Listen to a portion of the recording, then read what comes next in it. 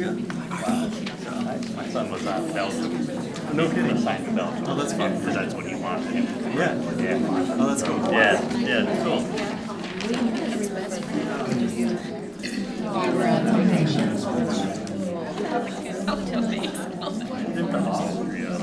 Yeah. What's this?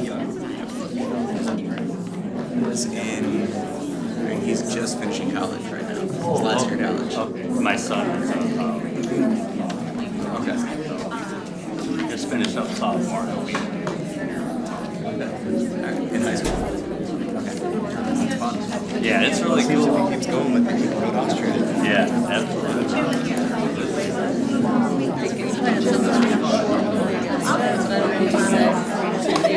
Yeah, it's really cool. It helps them think critically. Great. Yeah, I do it.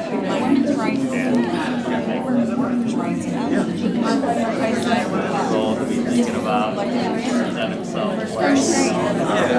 Yeah. Yeah. I didn't even assume until I was 25. 26. Until I got married, I don't think I owned it. I think I had to. This meeting of the Board of Education is now called to order. Please stand and join us in the Pledge of Allegiance. Pledge allegiance to the Flag of the United States of America and to the republic for which it stands, one nation, under God, indivisible, with liberty and justice for all. Thank you. I want to welcome everyone to our meeting tonight. I'm sorry we don't have enough chairs, but this is a bigger crowd than we normally have. I don't know if we're able to get any more, but I think someone's working on it. So anyway, we'll get started with our meeting tonight, and the first thing we need to do is approve our agenda. Is there a motion, please, on group 2? Yes, Mr. President, I make the motion that the Board of Education approve the agenda as printed. Thank you. Keith, is there a second? Second. Thank you. All in favor, please say aye. Aye. Opposed? The motion passes. We'll move forward with our agenda as printed and start with our budget hearing, a review of the 23-24 proposed budget. Good evening, Board Ed and Superintendent Beeling. Welcome to our budget hearing for the 23-24 school year. I have with me tonight Sam Stevens, our business manager, and I'm Paula Johnson, director of finance. Tonight we're going to cover highlights that are included in the 23-24 budget that you will be approving later in this meeting.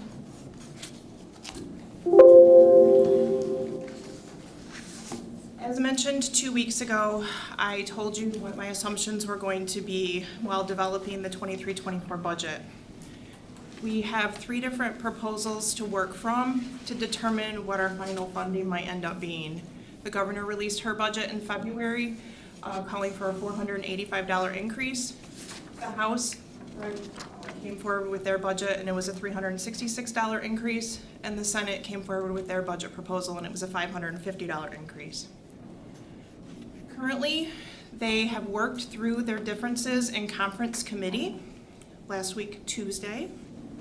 Rumor has it that they are going to vote on the state aid school package on Thursday of this week. So hopefully we will know what our funding is at that time. As you know, we are required by law to pass our budget by June 30th. And so I have to take assumptions into play to put together this budget. And then we wait to find out what funding will be and what enrollment will be. I just want to share with you a chart of what our history has been on our blended enrollment here at the district, starting with the 2017-18 school year.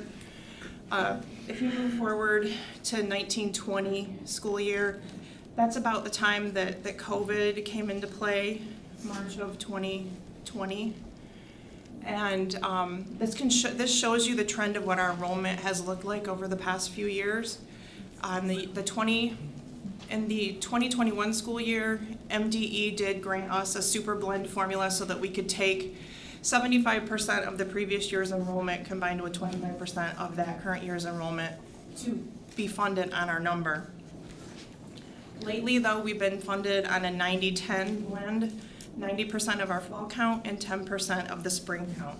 So this just shows you that the district has not recovered from pre-pandemic enrollment levels. One thing that I do want to bring to your attention is that, another slide, sorry. Sorry.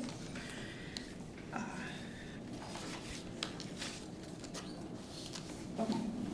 So the assumptions that I took into play to build this budget, I took a $400 increase on the per pupil foundation allowance, so we budgeted at $9,550 a pupil.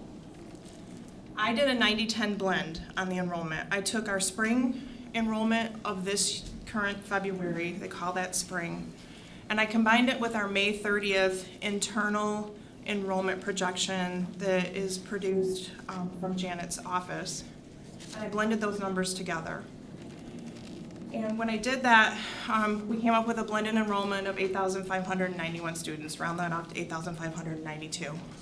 We are down 102 students from last year's blended enrollment. We are currently a Headley rollback district. State aid is combined of two components: a property tax revenue that comes in under our operating category, and then the state comes in and backfills us on the per pupil amount that we do not receive after we receive our property taxes. So our property tax values have increased beyond the rate of inflation, so we are not able to levy the full 18 mills. We are fortunate enough that due to the current Headley calculation, we are not rolling back any further going into next school year, where we will still remain at the 17.5695 mills. What this actually means is it's a loss of approximately $387,000 per pupil, $387,000 a year in total that we do not receive when we levy our property taxes. In the budget, I did not include pay to participate fees for the high school or the middle school. We are very fortunate that we receive a KRESA special education millage where we are fully funded on our special education costs, and that's approximately $6.2 million. We are also very fortunate that we have an enhancement millage that was just renewed in May, and that provides us with $3.7 million worth of revenue on an annual basis. Just to give the board just a quick heads up, for every $50 that the foundation increase happens to, the foundation allowance happens to go up by next year, that would mean that it would potentially bring in another approximate $429,000 in revenue. For every 50 students that we have beyond whatever my enrollment number that I've calculated is, it would represent $478,000. So when I show you the final slide that represents what was in your budget packet, depending on whatever happens with revenue or enrollment, you'll want to keep those numbers into play because it's going to cause the final bottom line to change. So this slide kind of breaks out how our revenues, like where the majority of our revenues sit for our general fund. As you can see, the majority of our revenues actually come from state sources, but I'm going to start with local sources, and that makes up just over 24% of our revenues. Those revenues include property taxes, gate receipts, and it also includes the enhancement millage. The state sources is the majority of our revenues that we receive, and that's our foundation allowance, and actually 73% of that 74% is the foundation allowance, which equates to about $62.3 million that we receive from the state for the foundation allowance. The other part that makes up those state sources includes the state categoricals for MIPSPERS. It includes the Section 97 funding that we've been receiving and talking about a lot lately. And it also includes the at-risk funding that we receive as a district as well. The federal sources, as you can see, are a little bit smaller than what they have been in years past, and that's a lot due to the COVID and the ESSER money really dwindling down and coming down to its due date.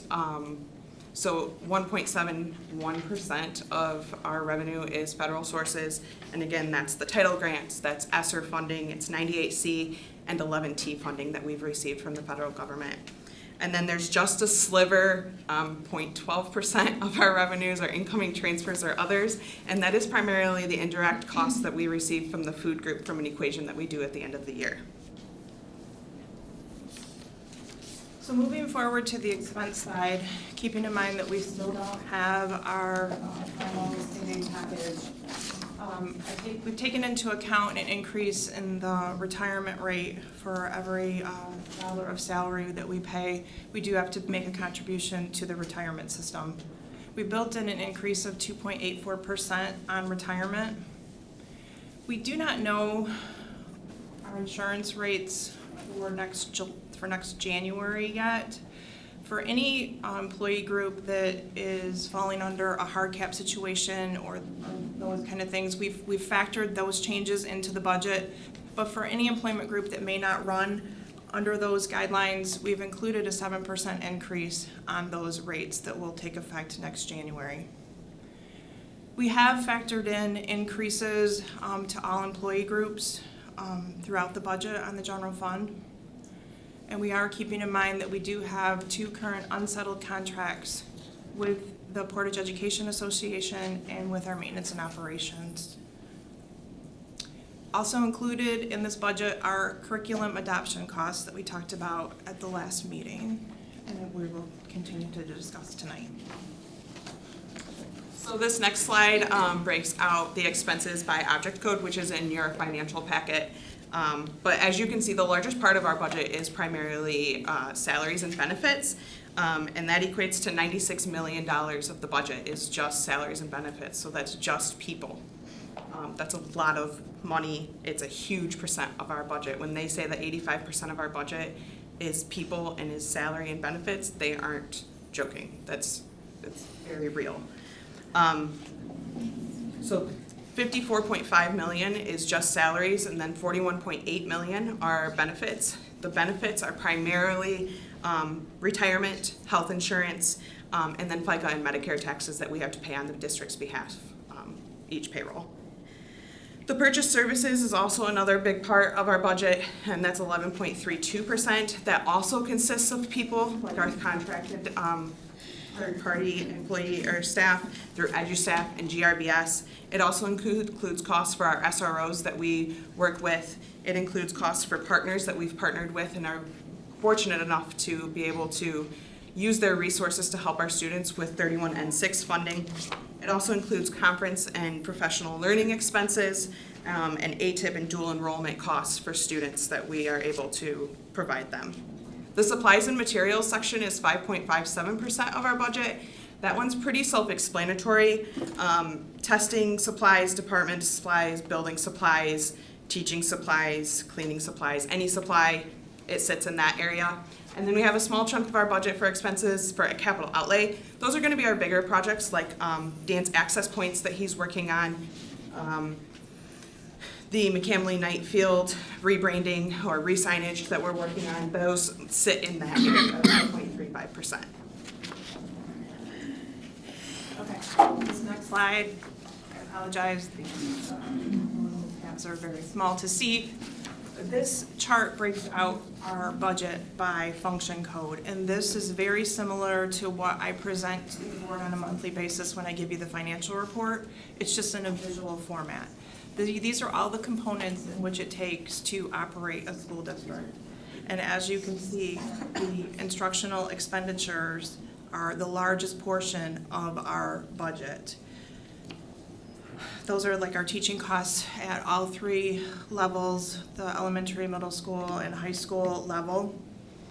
And then if you move out over to the pupil support services, those services are our engagement specialists, our guidance counselors. We have some at-risk funding that flows through there, our speech pathologists, our school psychologists, our occupational therapists, and our physical therapists, and our nurses all roll up into that portion of the budget. Moving on to the instructional staff support area, going to the left. Those are areas where our professional development money is used to help improve instruction. Some of that money is sitting in federal funds such as Title II and Title IV, but there is a decent amount that's sitting in the general fund as well. So next up, we're gonna move to athletics. Athletics kind of, again, speaks for itself. That's where all the costs for the athletic programs at the secondary level sit. For coaching, for the ADs, for the supplies, the uniforms, everything that the school provides for our athletics, that's where those costs sit.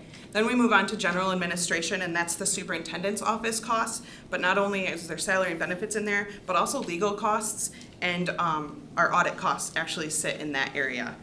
Business services is the business office salary and benefits, along with our supplies and the costs for Skyward.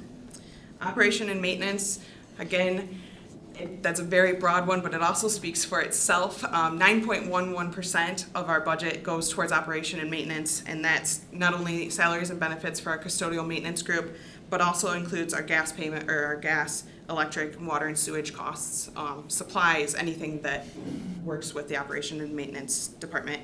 Same for transportation. That's 3.4% of our budget. That's everything that has to deal with transportation, so gas, fuel, supplies, any repairs for the buses, that's where that lands. Then we move on to central services, and that is three departments all combined into one at 2.5% of the budget, and that's the communications department, HR department, and tech department. So it includes all of those expenses related to those departments. Community services is the enrichment costs along with Curious Kids expenses. Capital outlay, again, is those large district projects that we have, like the access points and the McCamley Knight Field upgrades. And then indirect costs. So indirect cost we can claim on primarily federal funding, and that's just money that we can use from the grant to help cover those overhead costs of, it could be electric or gas or water, or even the administrative costs that we put into those grants. So this slide is something that we've been having a lot of discussion on, and this is regarding the the one-time federal funding that we've been receiving from the federal government since 2020. It is a very interesting graph. It was very interesting to make, just to see how it all lands and lays. So in early 2020, about March, April, we started receiving money from the federal government in relation to the COVID-19 pandemic. All of that funding has had certain guidelines. We've had to use it for certain items, and these grants have ranged anywhere from $17,000 to $5.1 million, and that was ESSER 3. So they've ranged from super small to super big, but its total is just over, well, almost $20 million that the district has received since March of 2020 in relation to the COVID-19 pandemic. Like I said, all of these grants have different spending criteria. Some had to go strictly towards summer school, some went strictly towards learning loss, some focused on our child care program that we have. But in all, they all focus on the students and getting them back from that learning loss that they experienced during COVID-19 and bringing them back and getting them back to where they need to be. So we have used the funding for numerous different things. We've used it for PPE, we've used it for Chromebooks to make our district a one-on-one district. We've used it to help support the Portage Virtual Elementary that we held in 2021. A couple of years ago, I can't remember what year it was. We've used it to allow our conference room upgrades. This is actually one room that this funding was used so that we could hold these meetings virtual. We've used it for summer school, and then we've also used it for custodial equipment upgrades. The main thing with this graph is that we need to realize that in 2025, this funding is done.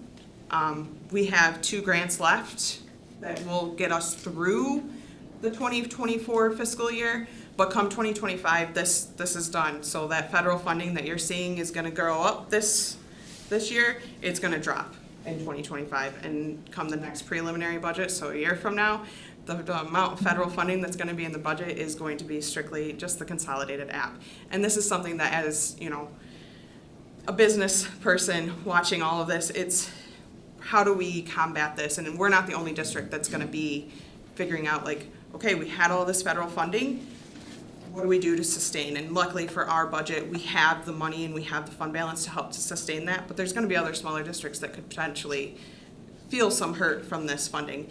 And this is just a handful of the funding that we've received from the federal government. There's still more coming.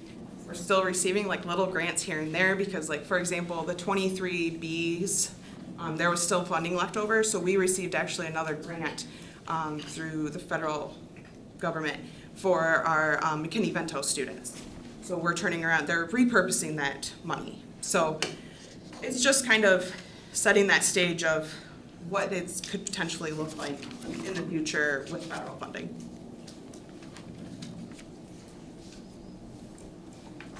Taking into consideration the resolution that was included in your board packet, based on a $400 increase in the per pupil foundation and a limited enrollment number of the 8,592, we are showing that expenses will exceed revenues by approximately $1.6 million in 23-24. Now granted, all of this is subject to change until we know what the state school aid package is, but these are just my best guess scenarios at this time.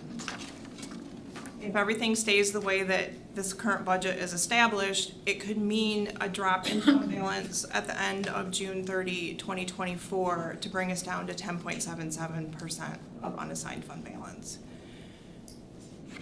It's a best guess scenario at this time. I'm hoping that I'm wrong on the enrollment, and I'm hoping that I'm wrong on the foundation allowance. But this is a conservative approach.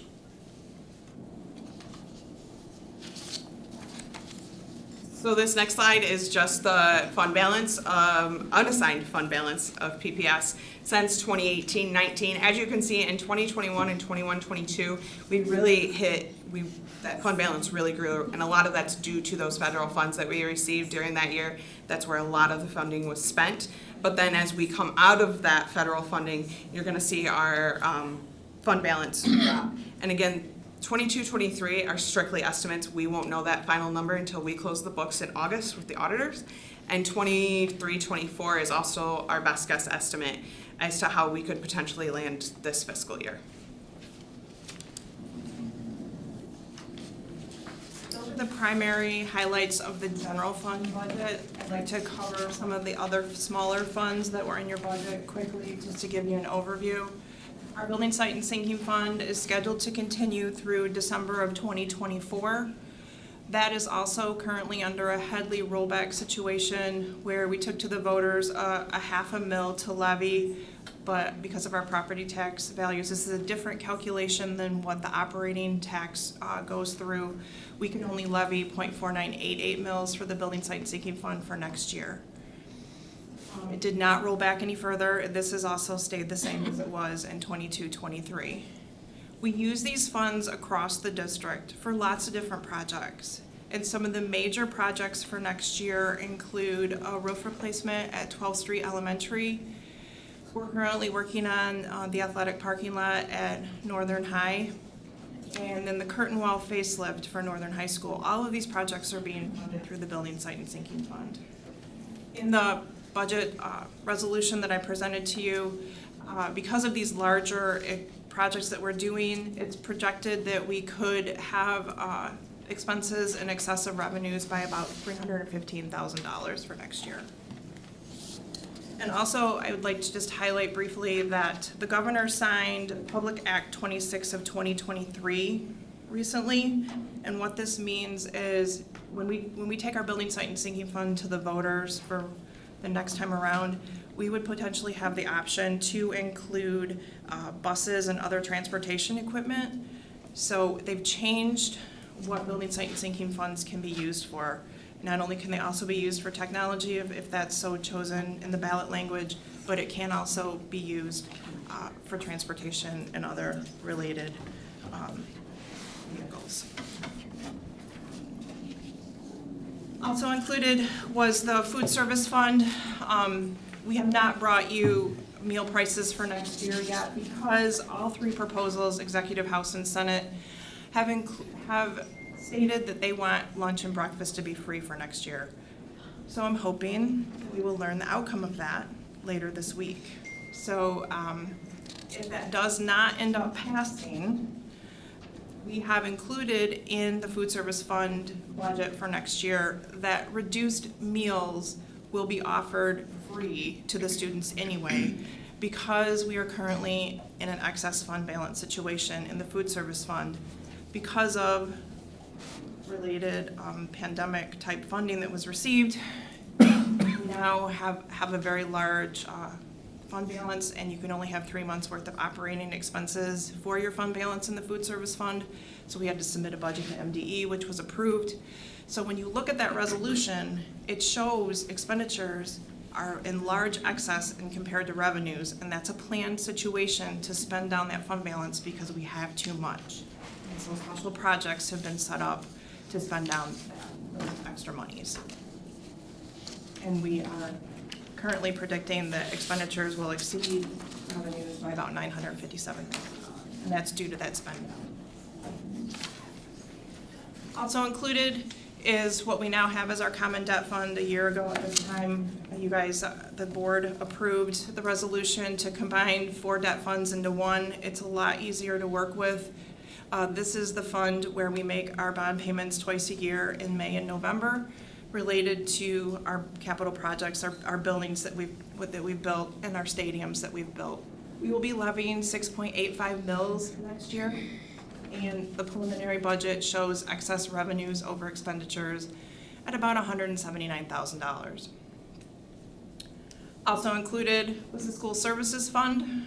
This is formerly known as our internal fund. It's the school clubs.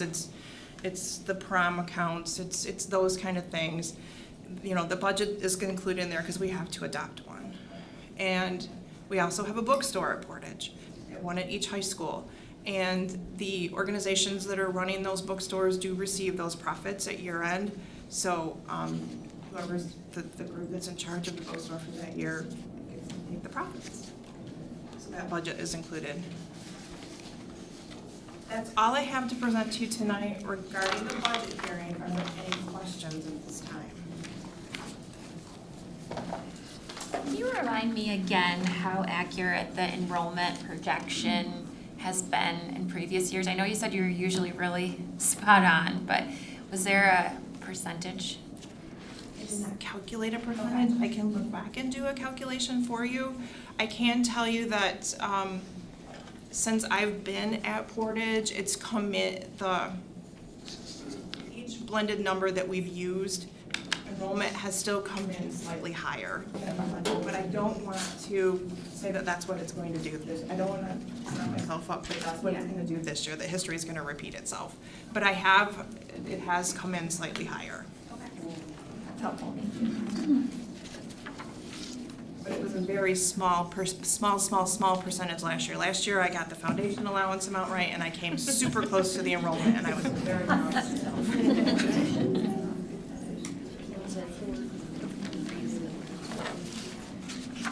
Hey, Paul, I think I caught a missing digit.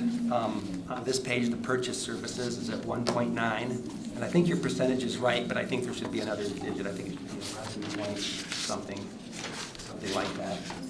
Is that the? Not a big deal. I just wanted to point it out. That's on the one with the pie chart with all the expenses. With by object code or by? It's this one right here. Oh, the rev. That's. I think your percentage is right. I think there's just a digit missing from the dollar amount. Oh, there's very well. Yeah, I apologize for that. That would, Yeah. So I apologize. Yeah. So the digit. So that is actually a page in your financial packet. Yeah. And that total should be.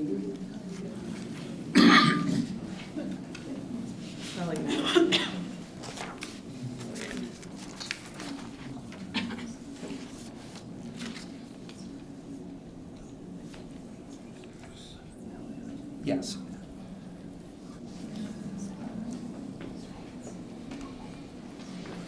Hey, Tammy. I can look into it and let you know. I think there's one digit missing, and it should be about 11 million. So. Okay. Yeah. And then just a question on this one, the fund balance trend.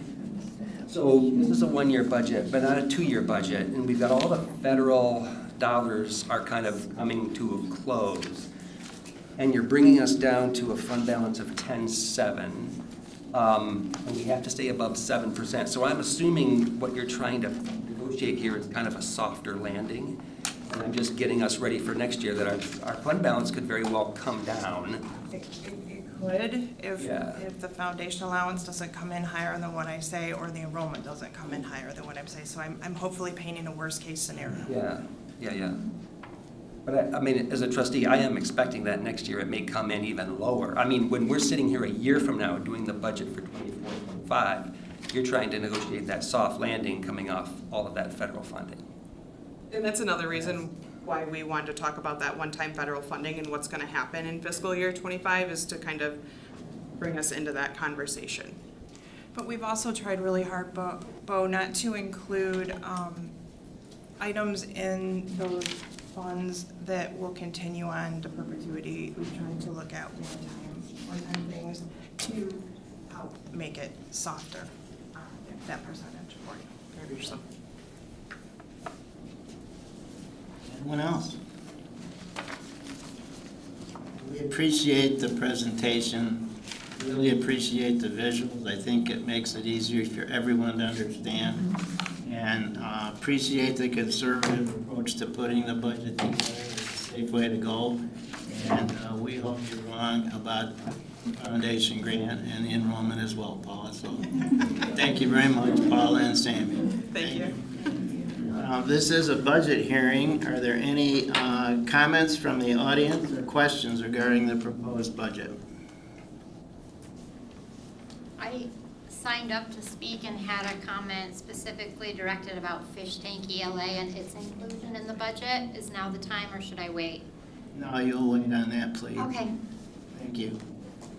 Anyone else with a question on the budget? Okay, then our budget hearing is adjourned, and we'll move to our first report, which is also the superintendent's report. Thank you, Randy. We have 3 items listed under reports there. We'll have a bond project update. We'll not hear a financial report today, although it's included in your board packet. We have a lot of budget or financial information coming at you from both this next year's budget as well as our current budget, so we will not do that one. And then we'll conclude with Matt's law report. So bond project update is first, and Johnny Edwards is here to do that. Thank you, Superintendent Lang, as well as the members of the Board of Education. I want to provide an update on our bond projects, and then at the conclusion of this presentation, I just want to share a few photos with you all. So before I talk about Central and Haverhill, I just want to remind the board and our community that we have our curtain wall project at Northern High. In other words, it's the facelift of the campus or the exterior of the building. This is essential to our work. The exterior will help Portage Northern High School blend in more with North Middle School as well as the natatorium on campus. Renovations have begun on the north side of the school. The contractors are currently replacing the windows that had red trim on them, starting with the 3rd floor. Moving over to Haverhill, as I mentioned at the last board meeting, we have to do some sanitation and utility work on Manhattan Street, which is south of Haverhill. The city requires us to meet with the neighbors and make them aware of the direct impact of their access and their utility services. We had planned to hold an informational meeting with the residents on Wednesday, June 14th, but instead the meeting will be this Thursday, June 22nd at 5:30 p.m. at Haverhill in the gymnasium. The purpose of the meeting is to explain the construction process and answer any questions the residents may have. Also related to Haverhill's construction, we have our final stage, which is called construction document review. This Friday, the 26th, we will hold our second of the 2 construction document reviews. After approval of the page turn in the Haverhill construction project, this package will go out to bid to interested contractors. In terms of bids, the bid opening for Central Elementary will be Wednesday, June 21st. OAK, our construction management firm, will host post-bid meetings with the various job contractors on Monday, June 26th, as well as Wednesday, June 28th. We plan to bring a recommendation to the board for Central Elementary School at the July 24th meeting. Also on the 24th, we plan to bring a footings and foundation recommendation for Haverhill for your review. Third and finally, in terms of, it's at our August Board of Education meeting, we plan to bring the rest of the Haverhill construction project packages to the board for review and approval. And lastly, the last part of the presentation, just want to share a few photos with the board and our community. We've had our Central Elementary groundbreaking. And it's just a nice little photo of showing some of our students at Central Elementary School, as well as some members of our exec team with the official groundbreaking that occurred in May 23rd to be exact. Haverhill's groundbreaking was June 5th, 2023. Again, more photos from that particular event. Our third slide is Central Elementary. If you were to drive past Central Elementary, you'll see the foundation of the school being built up.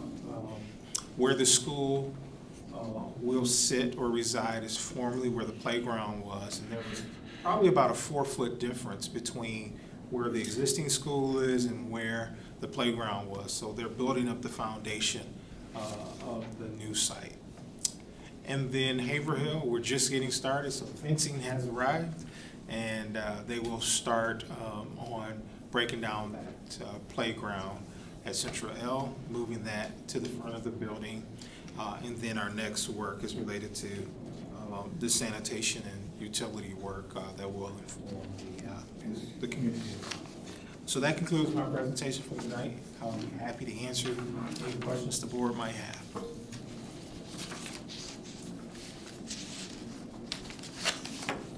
Thank you, sir. Thank you. And our next report is our Matt's Law report, and Dr. Pasco is going to present that as soon as we can get him in here.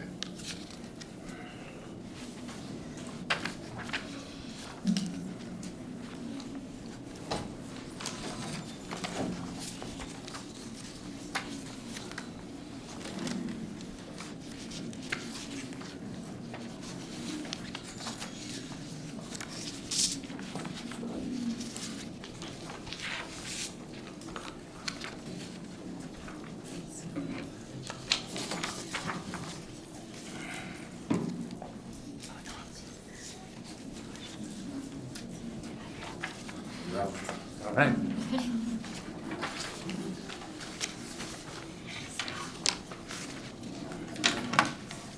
Okay, good evening, Superintendent Belang and trustees. I'm here to present the annual Matt's Law report. That's the bullying data for the 22-23 school year. Okay,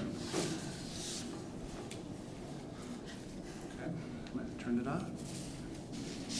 All right, on page 10 of your report, you'll find the bullying data collected for this past school year as well as the 21-22 school year, just for comparison. The top of the table shows the summary of what was reported at each school level, the disposition, as well as the total number of referrals. So we did see an increase from 105 to 143. Specifically, we saw that increase more at the middle school and high school level, 36 to 67 at the middle school, and 33 to 53 at the high school level. We continue to see that males engage in this activity a little bit more than our females, 103 versus 40. And we see the most frequency at grades 7 through 10. That's also where we saw the biggest increases as well. We also see that 98 of the 143 offenses result in some type of suspension, whether that be in school or out of school. So we had 60 out of school suspensions compared to the 38 in school suspensions. We also see that 143 referrals were connected to 118 students, meaning we did have some repeat offenders throughout the school year. More importantly, we recognize that students continue to struggle coming out of the pandemic. It's evident in the data that we see both academically that we presented this year as well as behaviorally. We're committed to our research-based strategy, as you see up on the screen, to support our students, family, and staff. As you know, we've reset and reestablished our PBIS model to effectively teach appropriate behavior to students, intervene early before some of those unwanted behaviors start to escalate. We did that all the way throughout the year and provided some end-of-year training to set the stage for 23-24. We did that for our building teams on June 6th. We had one today, and we have one tomorrow to have that common approach around PBIS. Our continuous improvement efforts, as you know, presenting some of our strategies. Each building has a goal connected to improving culture and climate, focusing on positive relationships. MTSS is also built in, our multi-tier systems of support for both behavior and academics, focused on social emotional learning competency within there. We partnered with Different Place this year to engage in more restorative practices to work through some of that peer conflict. That helps students take ownership of their actions, recognize the impact that that has on others, and also promote communication to resolve conflict.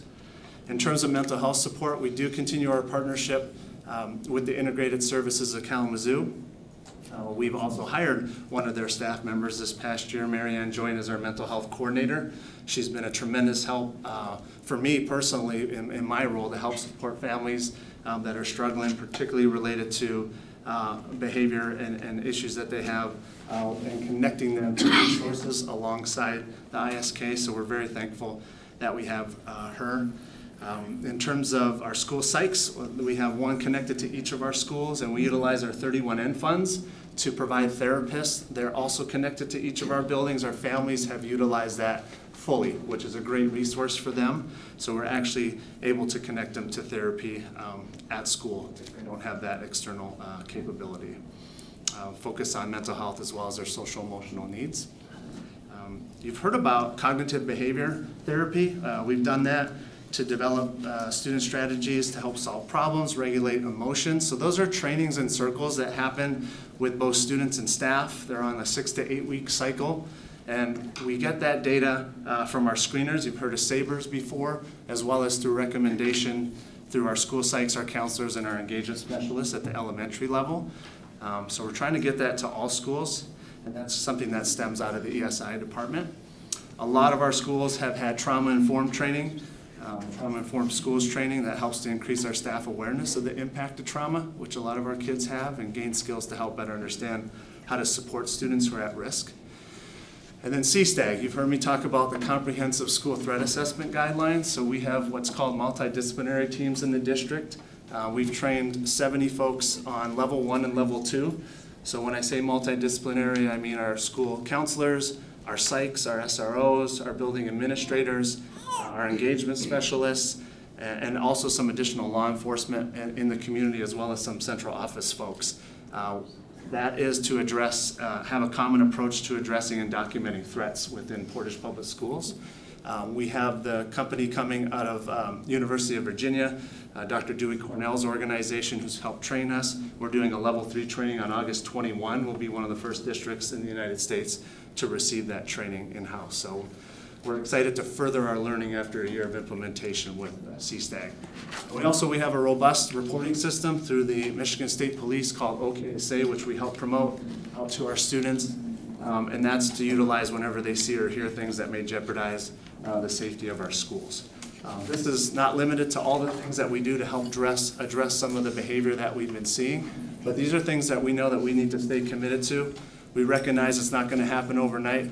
Just like some of the presentations with the academic behavior, we need to stay strong, stay consistent, and help weather this storm and help support our students, our staff, as well as our families as we work through, some of the years coming out of the pandemic.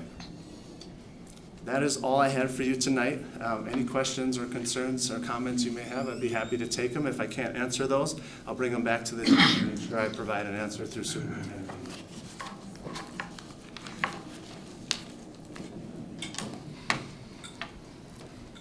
Anything for Dr. Pinska? Thank you, sir. We look forward to hearing about your training when you get back from it. Okay, thank you guys. Yeah, that's great. Thank you very much. Anything else, Mark? No, that's it. Okay. We'll now move to our comments and communications section. Secretary Navarro will read our guidelines for public comment, please. Public comment at board meetings. The board welcomes community input at our board meetings and recognizes the importance of allowing members of the public to express themselves on district matters.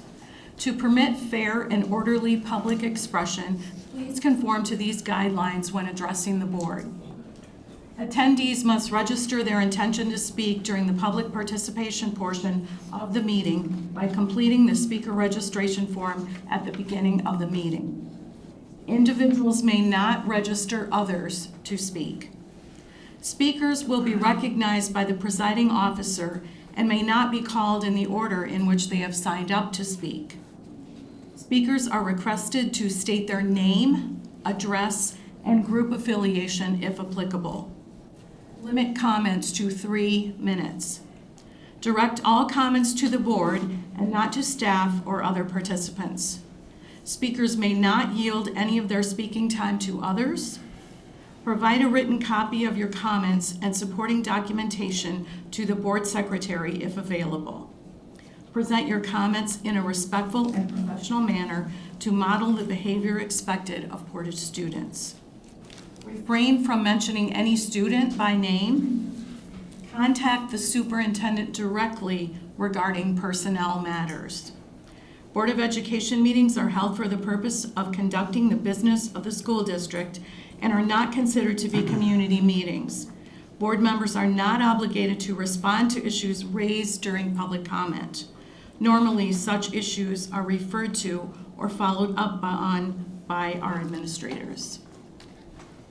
Thank you, Terry. We have 25 speakers tonight, so pursuant to our bylaws, we're going to take public comment for 30 minutes, and then we're going to go back, finish up our agenda, and pick up the remaining comments at the end of the meeting. And we welcome our first speaker this evening, Matt Carmichael.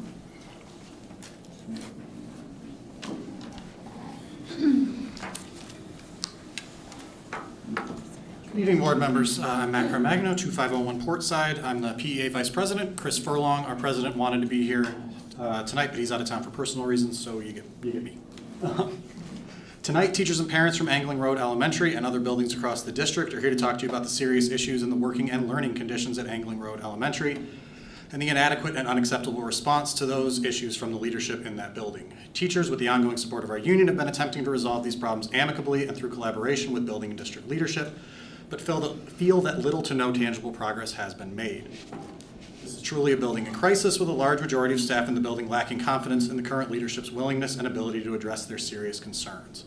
I implore you to listen and carefully consider the words of our teachers and parents and treat the situation with the gravity and seriousness that it deserves. Thank you.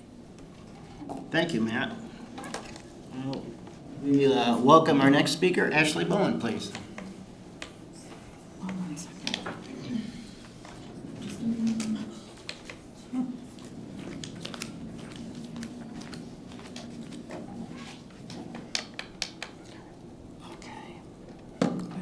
My name is Ashley Bowen. My address is 7119 Starbrook. I'm here to support the teachers and students at Angling Road Elementary. I'm reading this letter on behalf of Angling Road parent Becky Napper. To whom it may concern, I am writing this letter as a Portage Public Schools parent as well as a former employee of Angling Road Elementary. This past year I was hired on Angling Road as a special education paraprofessional. During my onboarding, I was required to watch many videos on safety and procedures.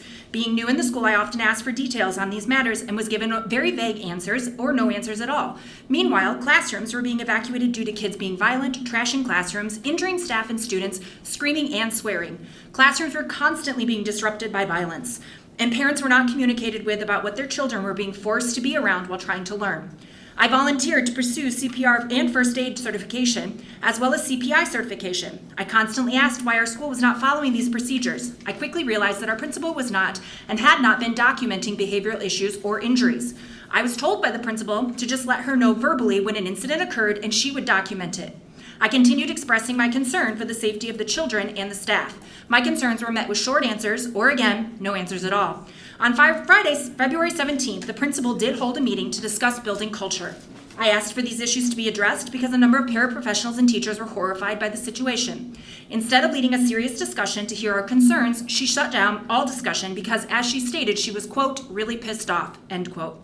I was so upset by the tone of the meeting, I left because I could see no productive way forward. On Monday, February 20th, I was let go from my position without cause.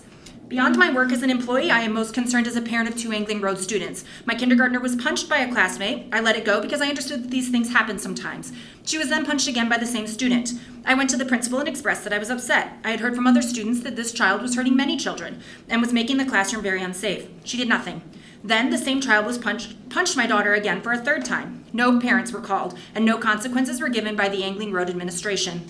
A couple of months later, my 4th grader came to me and told me that she had been threatened by one of her classmates. She was crying and very scared. The classmate threatened to put a mixture of hand sanitizer and Clorox cleaning solution in her water bottle. My daughter was so terrified she stopped drinking water at school. I notified the school immediately. A threat assessment determined that the classmate was not an actual threat, despite the fact that the specific poison mixture described was found in the classmate's backpack, as well as a confession from the classmate.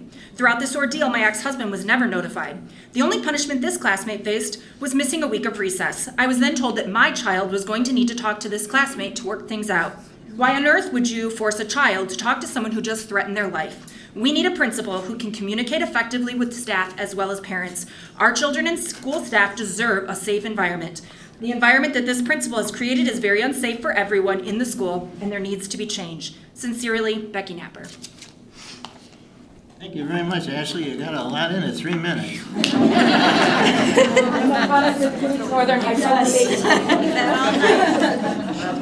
Next speaker is Vicki Hoover, please.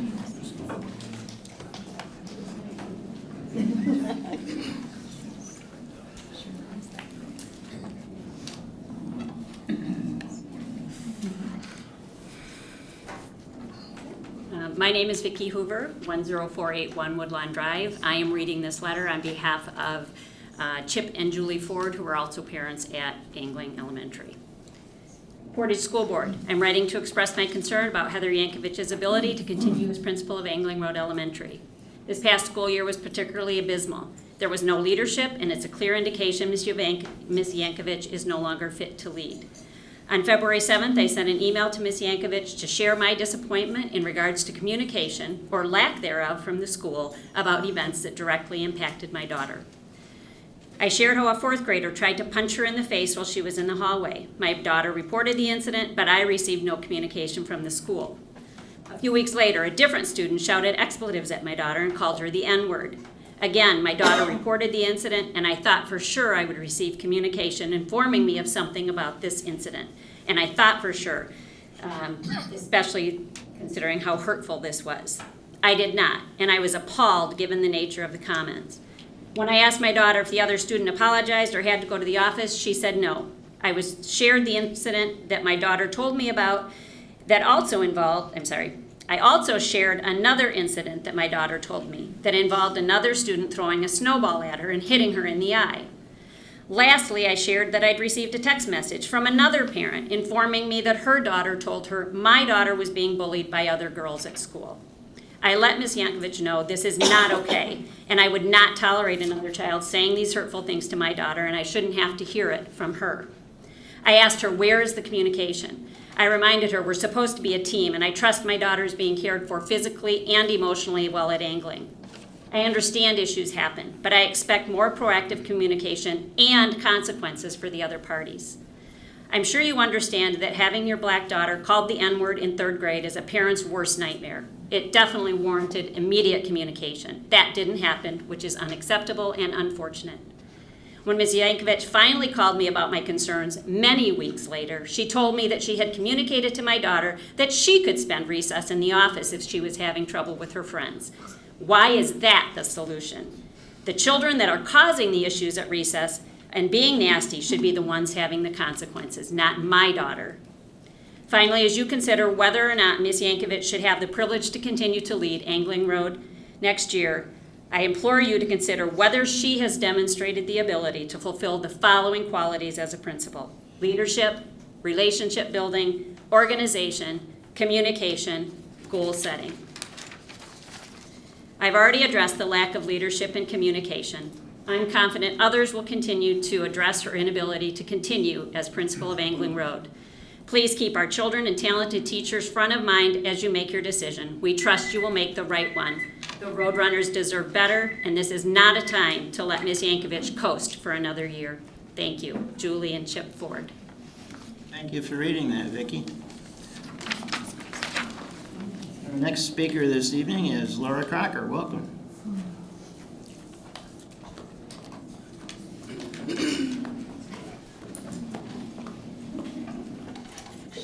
My name is Laura Crocker, 7835 Chippewa Street. I am a recently retired teacher. I was an elementary teacher with Portage Public Schools for 32 and a half years. I love working with young children, with talented and creative colleagues, and with many wonderful supportive families. I was fortunate to have worked with some amazing principals over the years, and I learned so much from their leadership. But I am compelled to speak tonight because Heather Yankovich is not one of these principals. First, I would like to address the issue of safety for students and staff on a daily basis under her incompetent leadership. This Angling Road principal does not provide the support for teachers in dealing with student behaviors that keep others from learning and feeling safe. The staff is told that systems are in place and to just get through the day. And when these vague systems are attempted to be implemented by the teachers, they fail. And they fail due to the lack of consistency and follow-through by this principal. Also is the issue of school culture. There is no sense of community at Angling Road under this leadership. The school climate is one of tension, fear, and uncertainty. Students feel this, and they see it in their defeated teachers. Students cannot concentrate on their job as a learner in an environment where dangerous situations are common and teachers are under-supported and overwhelmed. Children crave consistency and security. Teachers and support staff beg for direction and order. But these things are not provided by this principal. She has proven to not be just ineffective, but toxic to the school. Her poor attendance, lack of integrity, outright lying to parents, and an inability to take responsibility for blatant violations have been tolerated long enough. Our families and staff deserve better. Thank you. Thank you, Laura. Our next speaker this evening is Nick White.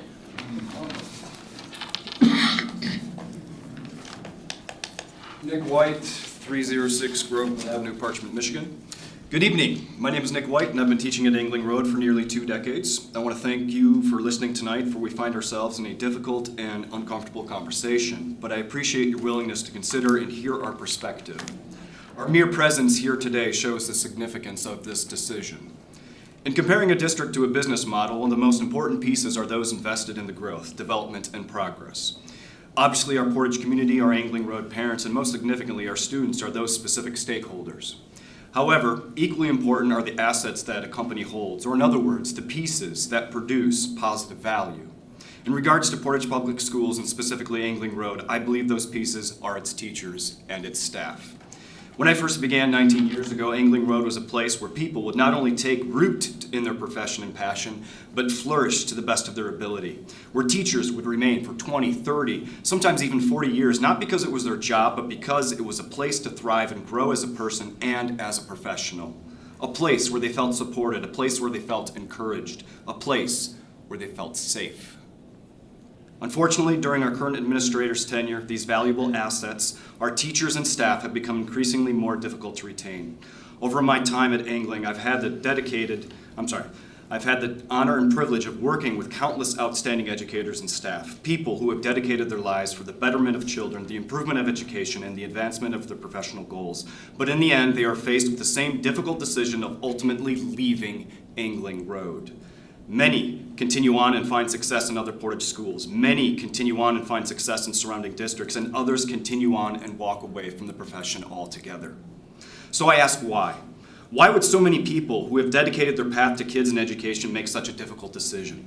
In looking at it as a whole, I feel there are a handful of important factors to consider. First, I believe it is the lack of consistent, clear, and timely communication. Second, I believe it is the lack of explicit and prompt follow-through. Third, I believe it is the lack of steady and dependable presence. These 3 factors greatly affect our building with simple day-to-day operations, behavior policies, building procedures, school-to-home connection, and providing teachers with the opportunity for positive growth and development. However, there still remains one additional factor that is the foundation of all learning, growth, and progress, whether it be for a child or an adult, and that is trust. Ultimately, when trust has been dissolved and eroded, it becomes nearly impossible to build and sustain a community, a school, a family. At this point in time, trust no longer exists between our remaining staff and the leader at Angling Road. And just as it was for all those who moved on from our family, often the right decision is the one that is the most difficult to make. Thank you. Thank you, Nick. Our next speaker this evening is Jonah Klein, please. Welcome. Good evening. My name is Jonah Klein. I live at 4581 Homestead Lane, and I've been teaching first grade at Angling Road for 31 years.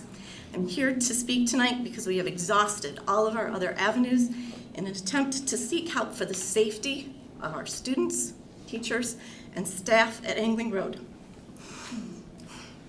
Every grade level in our building is being affected by the dangerous behavior and physical aggression happening in our school every single day. Teachers and other students have been punched, choked, kicked in the face, and 2 teachers have had to seek treatment in the emergency room after being bitten by 2 different students this year. Classroom evacuations happen as often as 4 times in a single classroom in one day because the student is returned without consequence time after time. We have sought help through our principal, went on to our union leadership who engaged central administration, and yet nothing has improved. Mid-year this past school year, and only with the help of the union have we been even allowed to use Skyward to record major behaviors reporting. One single classroom reported over 65 major behavior incidents this year. We don't have access to whole building data to be able to share the cumulative whole building data with you here tonight. We have students that have their backpacks searched before entering each day to make sure they have not brought something dangerous to school. Teachers trying to support each other have purchased their own wireless doorbells, which ring in a partner classroom to summon help when student behavior is endangering other students in the classroom. We ask for help repeatedly through the defined channels of student support team and are told we need more data. When presented with clear and shocking incident data, the response was, we don't need to see the data.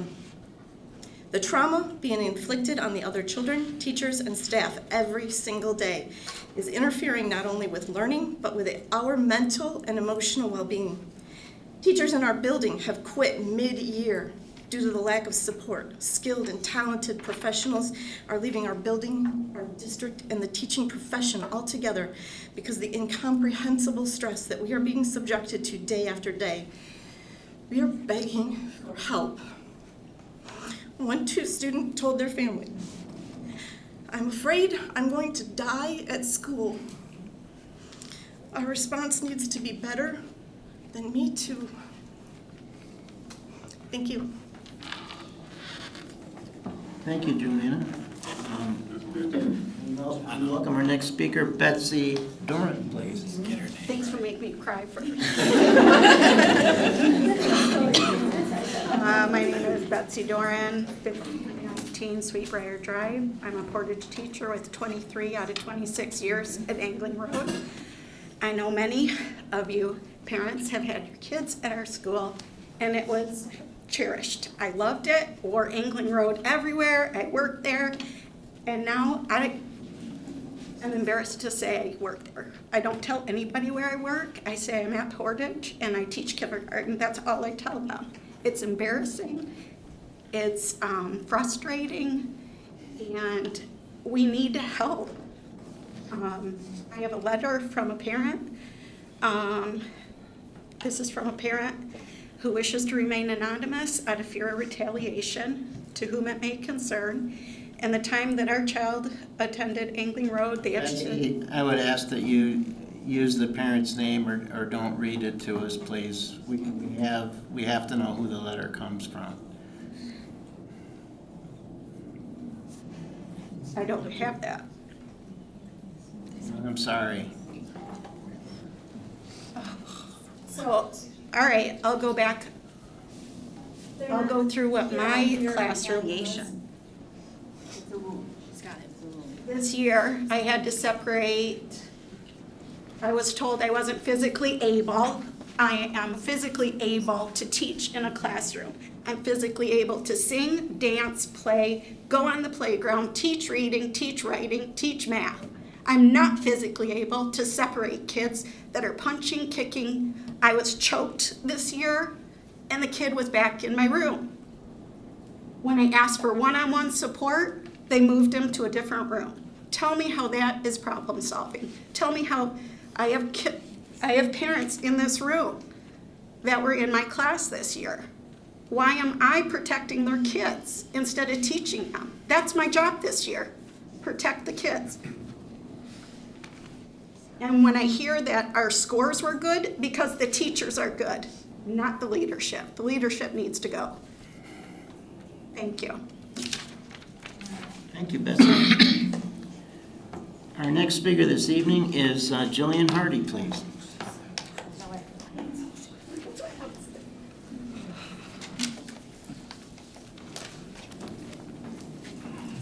Hi, Jillian Hardy, 5837 Angling Road. I am a parent.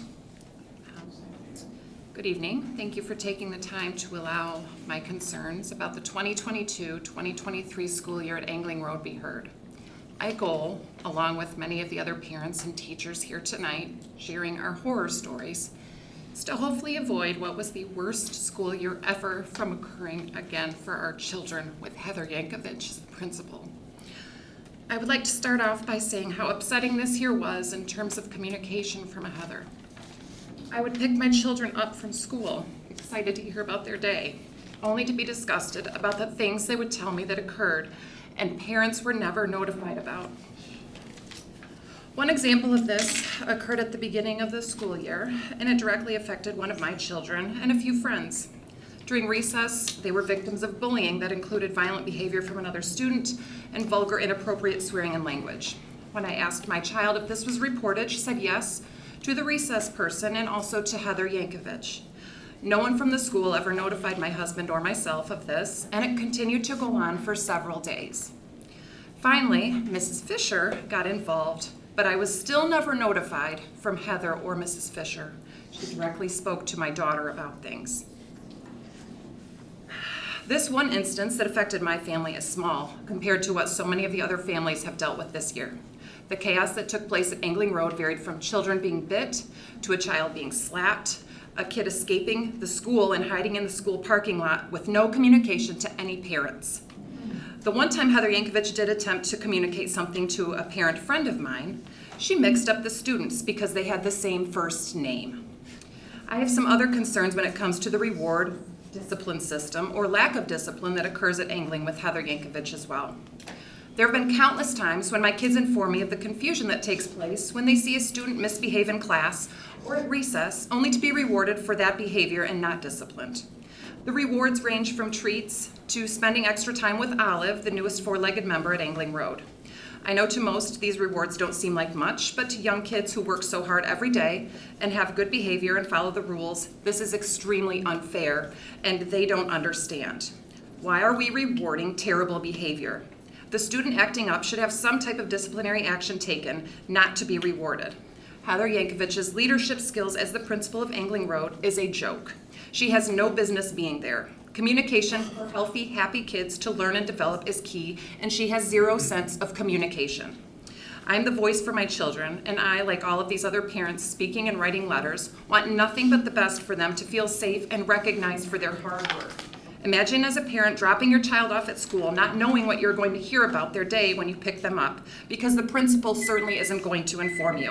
I'm hoping this letter helps some of you understand the hell that so many of us have lived through this year with Heather Yankovich as our principal, and someone steps in and puts it to an end before something even worse occurs next year. The safety and well-being of our children depend on Heather no longer being the principal at Angling Road next year. Thank you for your time. Thank you, Jillian. Our next speaker tonight is Stacy Reinhardt, please.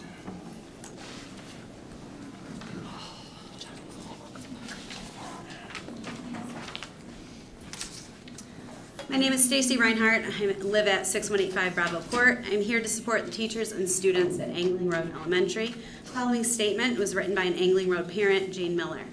To whom it may concern. I am writing this letter as a PPS parent and on behalf of my 7-year-old child. My child was a first grader at Angling Road Elementary this year and was in a classroom that I would deem dangerous and unsafe. My 7-year-old endured threats, physical violence, and experienced traumatic events all year long as a first grader. My child started coming home and telling us the threats that another student in his class would spew when he was, quote unquote, angry. I was told said student stated he wanted to, quote, stab the entire class, end quote, and wanted to, quote, make them all suffer, end quote. Words like these to a 7-year-old are very scary and very damaging. We assured our child that the adults would take care of the student and that our child was safe at school. I then learned from my child that these threats turned into actions when said student was angry and started throwing chairs and getting physical with his teacher and classmates, all things my child has never been previously exposed to. A few weeks later, my child came home from school to inform us of what I would consider an extremely violent event. Said student bit his teacher, called her an expletive, and broke out a window in the classroom. As my child went through the chain of events that day, tears streamed down their face, and all my child could do was express concern for their teacher and making sure their teacher was okay that night. After this event, my child did not want to attend school for days and begged us not to send them back to school. On top of all of this trauma, we were never once informed by the school as to what happened that day. No phone call, email, nothing. Had my child not told me what happened, I would have never known there was where this anxiety and fear was stemming from. Cannot express enough how wrong the specific lack of communication was. It's inexcusable to not allow parents knowledge of such a traumatic event that their child was unwillingly a part of. Fortunately, this continued all year. My child was punched by said student. My child told me of incidents where this other student threw scissors, books, and other objects at his classmates on his angry days. This became normal to my child, and they came home almost weekly to relay some sort of event or negative experience that happened with said student. This is completely unacceptable and should not be a normal day in the classroom for anyone. Our children are not subjected to such violence and behavior like this at home. They absolutely should not be subjected to such at school, especially when we as parents are continually reassuring them they are safe, when in reality, after this year, I am no longer sure they are. I feel Angling Road Elementary School provides a very unsafe learning environment and is ran by unfit administration. As a member of the Portage community, I think we need to do better. Our kids deserve better, and so do their teachers. No child should have to leave school worried about their teachers or their own safety. Thank you, Stacy. In that letter you read was from Jane Miller. Thank you. Our next speaker this evening is Lori Arnold.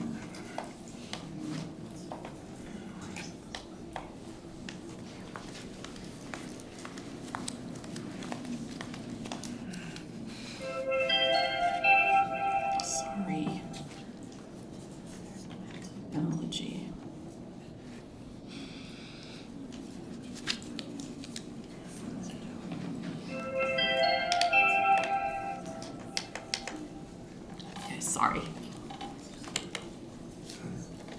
Superintendent Ewing and board trustees, my name is Lori Arnold, and I'm 5133 South North Park Drive, Constantine. I've been teaching 26 years, 18 of those at Angling Road Elementary School. This year at Angling Road, staff have been hit, kicked, choked, and bitten. 2 staff members were sent to the emergency room on 2 separate occasions this school year after being bitten to the point that blood was drawn and a tetanus shot was needed. Upon return, one of these staff members found that the student received no consequences. Administration explained that intent could not be proven given that the student only bit down with their top teeth rather than with both sets of teeth. These are not isolated incidents. Acts of aggression are occurring regularly. Like their teachers and other adults in the school, students have been physically and emotionally attacked and hurt repeatedly by individuals who have learned that their actions have no consequences. In an attempt to protect students, grade level teams developed systems of support when administration provided none. A wireless doorbell was purchased with teachers' own money and receivers distributed to the other classrooms to provide immediate support when behaviors escalated to the point that safety was in jeopardy. On one particular occasion, I witnessed the doorbell ringing, with the teacher immediately running to the door, swinging it open, and ushering children into their classroom who were running across the hallway with tears streaming down their faces and fears in their eyes. My heart breaks for our students, our teachers, and our staff, and our school as a whole. I've attended professional development sessions in our district on trauma-informed practices. While these practices are being taught, they are not being implemented by the administration at our school. Students and staff at Angling Road are experiencing daily first and secondhand trauma due to the lack of concern for a safe working and learning environment. I plead with you to not only hear us, but to truly see our utter despair and take action to help our staff and students feel safe. Thank you. Thank you, Laura.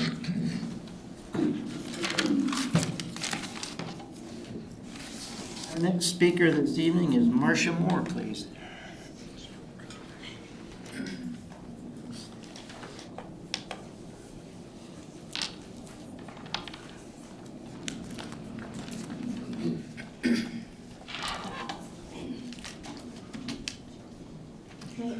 Marcia Moore, 914 Bacon Avenue. Good evening. My decision to address you publicly tonight did not come easily. I don't take this lightly. None of us here do. However, we've asked for help time and time again, and we've been ignored. In the meantime, the emotional, physical, and mental health of the staff and students at Angling Road Elementary have suffered.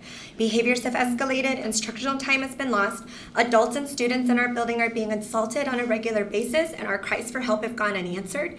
Violent incidents are not being documented, and parents are not being informed when their children are involved in dangerous situations. Our principal's inability to effectively address behaviors in our building has created a narrative that it's okay to hit your teacher or another student, it's okay to destroy school property, it's okay to get up and walk out of class when you don't want to work, it's okay to swear at your teachers and classmates, and it's even okay to make racist remarks to other students. What are the consequences? An extra snack, some time away from class playing with Legos or drawing or coloring or doing a puzzle?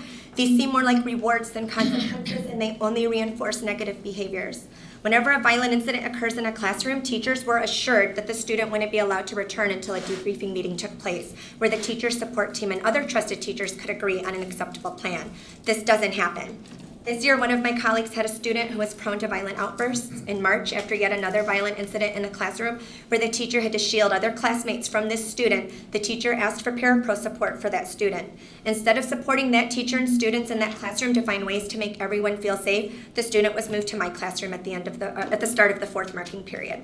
When my principal met with me to inform me of this transition, I was told that it was necessary because the other teacher was not physically able to keep herself and her students safe. Since when did being physically able to ward off student attacks become part of our job description? At the students' transition meeting, I was told to be prepared because the student would try to hit, kick, bite me, and pull my hair. And all of those things did indeed happen with little or no consequence. If a teacher doesn't demand a debriefing meeting, they don't happen. Teachers call for support just to be told no one's coming. Upon hearing concerns about student assaults, a support staff member has told teachers, quote, "That's what you signed up for," end quote. When a teacher shared with our principal that she was having trouble sleeping and losing weight due to stress from students' behavior, our principal laughed and said, quote, "I need that weight loss plan," unquote. This is the toxic environment that we work in day and day out, and it's not acceptable. It's driven amazing teachers to other buildings, other districts, or even into early retirement, and I'm tired of losing my colleagues. We are all here tonight because we're desperate and we need your help. Teachers are afraid to lose the jobs that they've poured their hearts and souls into because they're choosing to stand up and speak here tonight. We've worked under duress out of fear of retaliation for going to central administration with our concerns. We've fought tirelessly all year to advocate for a safe learning environment for ourselves and our students. The teachers and especially our students at Angling Road deserve better. Thank you. Thank you, Marcia. Our next speaker is Ann Armbruster. Welcome. Hello, thank you for the opportunity to speak. My address is 2864 Bramble Drive, Kalamazoo. I am the music teacher at Angling Road. This was my 10th year teaching and my first year with Portage. My first concern is in regards to Alice active shooter training.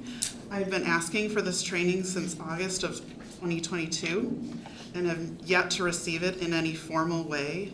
My concern is that I've only experienced a lockdown style of active shooter drill where we lock the doors and hide. So the Alice model of making decisions in the moment based on the current situation is completely new to me. The safety of my students is my #1 concern as a teacher. I asked the principal of Angling Road a few times for this training. She met with me and we discussed how it would work in my classroom, and she showed me a slide deck from the district. She contacted Human Resources multiple times for ALICE training for her staff.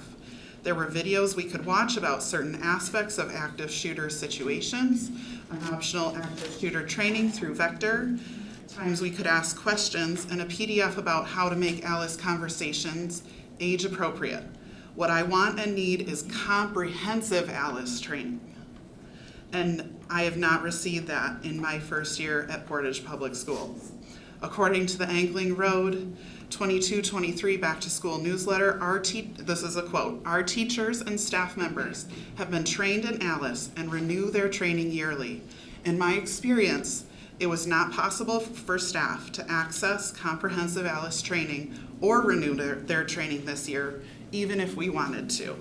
My second concern is that when the Angling Road principal was absent for 5 to 6 weeks, we received no communication from administration about who was in charge in her absence.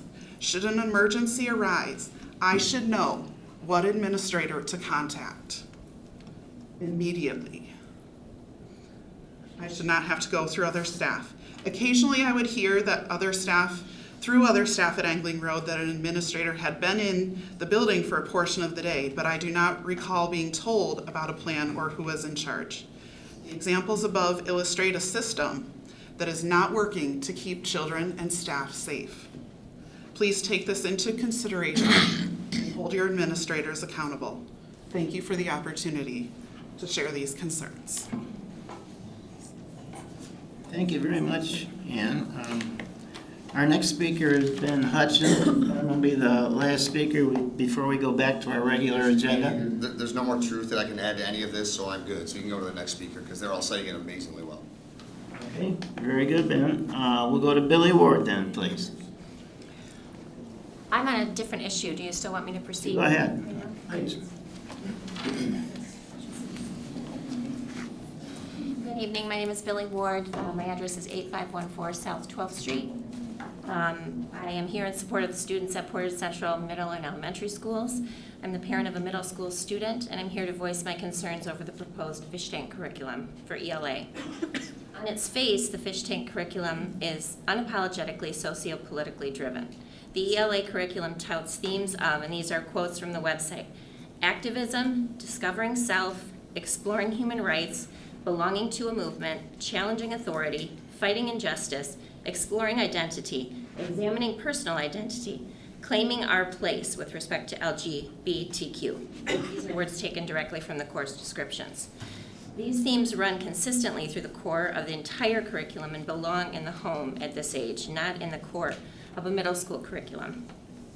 As a parent with strong concerns over this curriculum from even a preliminary review of the summary materials, I want the opportunity to review all course materials for myself and for all parents. In detail, I would like to understand why the administration has chosen such a seemingly biased and socio-politically driven educational curriculum to educate our elementary and middle school children on the core concepts of reading, writing, and verbal presentation. If the actual course materials are in line with the information available on the Fish Tank website, this curriculum should not be implemented. I would like the opportunity for all parents to review the course materials being proposed and to be given the opportunity to determine the extent to which their children participate, if at all, if implemented. Thank you. Thank you for your comments, Billy. If any of you who have spoken would like to leave your comments with our recording secretary, that would be great. And if for some reason you can't wait until later in the meeting to make your comments, you can leave your comments with our recording secretary as well. I want to thank all of you for coming here tonight to speak. Appreciate the information that you shared with us. And with that, we're going to go back to our regular meeting. And we'll open up comments again at the end of the meeting. So thank you very much. Are there any comments by board members this evening? I had just a couple quick ones. 2 weeks ago, maybe. It was right after our board meeting. All of us were invited to go to Vandalia to the Bowen house to check out Mrs. Bowen's wax museum. And I've been invited to this before, but it was the most amazing experience ever. She used primary sources to have her students do research about the Bowen family and other people associated with them who were part of the Underground Railroad in Michigan. They did primary research, they wrote first-person articles, they memorized those articles, they dressed in clothing like those people, and they were stationed at various places in the Bowen house. And we went up to them and touched them, and then they talked to us about who they were and what their person had done. I just thought it was a really powerful piece in terms of Michigan history, in terms of a writing piece, in terms of memorizing and articulating vocally to adults. It's something they'll never forget. So that was really quite a thing, and if y'all have a chance to go next year, I would urge you. Also, I understand there was some sort of event at Martin Luther King Park this past Friday, and that one of our students at West Middle School was honored and recognized for contributing to something that's going up at that park, and I didn't have a chance to look up specifically what it was, but kudos to that West Middle School student. Thank you, Terry. Any other comments from trustees this evening? I want to personally thank all of the parents and teachers who have come in to speak and to bring this information forward, whether it be on the topics of going over to angling or also bring up the fish tank. I think your opinion is quite valid, and thank you for bringing it up. I personally wish that we would go through, since it only took us half an hour to get halfway through our deck, a list of people, that we would continue to hear everybody, because it also pertains to what we're going to be covering.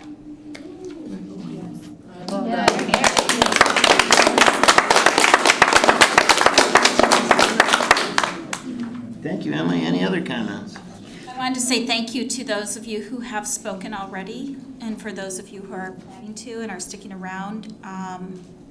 It takes a lot of courage to speak about something that is emotional, and I appreciate your courage and I appreciate your participation. Thank you. Thank you, Kimberly. Anyone else? We'll move forward with our consent agenda, please. We have 4 items on our consent agenda this evening. Minutes from the June 5th, 2023 special meeting, closed session, and committee of the whole work session. The second item is to approve a 2-year contract extension for the custodial services contract with Grand Rapids Building Services for custodial services in the amount of $2,200,000 per year for the 23-24 and 24-25 school years. The third item is to approve membership renewals in the Michigan Association of School Boards for the 2023-24 without the dues plus option for a renewal total of $10,101. And finally, to approve changes to bylaws and policies. Bylaws 143.1, public expression of board members, 0154, 0167, use of social media, 175.1, school workshops and conferences, policy 6320, purchasing, and policy 7300, disposition of real property, and ends policy 1.0 as presented. Are there any exceptions to the consent agenda as presented? Hearing none, the consent agenda is approved. And our next stop on the agenda is page 32 for our first required action item, the amended budget resolutions for 2022-23.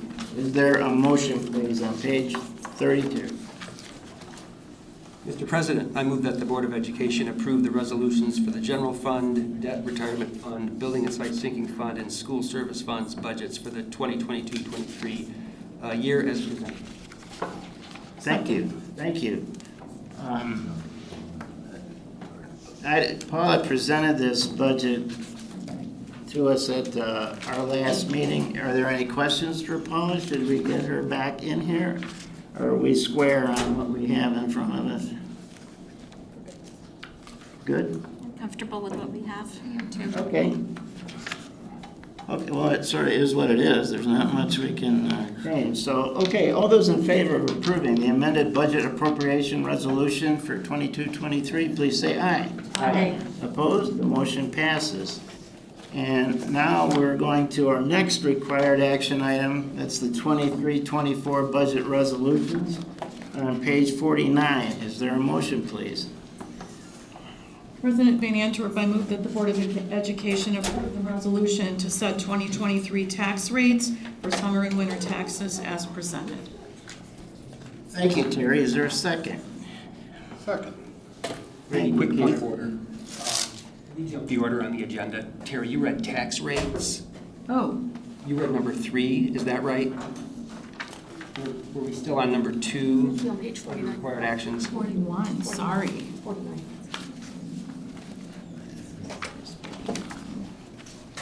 Withdraw that motion then? Yes, thank you. Okay. I move that the Board of Education approve the resolutions for the general fund, debt retirement fund, building and site sinking fund, and school services funds budgets for 2023-24 as presented. Thank you, Terry. Is there a second? Second. Thank you. Paula presented this to us earlier. Do we have any questions for her? Can we move forward? All right, okay, all those in favor of approving the 23-24 budget resolutions, please say aye. Aye. Opposed? The motion passes and the budget resolution is approved. Now we'll set the tax rates. On page 61, resolution to set 2023 tax rates. Is there a motion, please? Yes, Mr. President, I make the motion that the Board of Education approve the resolution to set 2023 tax rates for summer and winter taxes as presented. Thank you, Keith. I'll second the motion. Second, is there any discussion on this item? It's pretty straightforward as well. It's been at this rate for years. So, Yeah. Yes. Okay, then, all those in favor of approving the resolution to set 2023 tax rates, please say aye. Aye. Opposed? The motion passes and the 22-23 tax rates are approved. Our next action is the commitment of funds resolution on page 64. Is there a motion, please? Mr. President, I move that the Board of Education approve the commitment of funds resolution as presented. Thank you. Second. Thank you, Terry. Is there any discussion? Okay, then, all those in favor of approving the commitment of funds resolution, please say aye. Aye. Opposed? The motion passes. The resolution is approved. Our next action item is a new administrator appointment. Okay.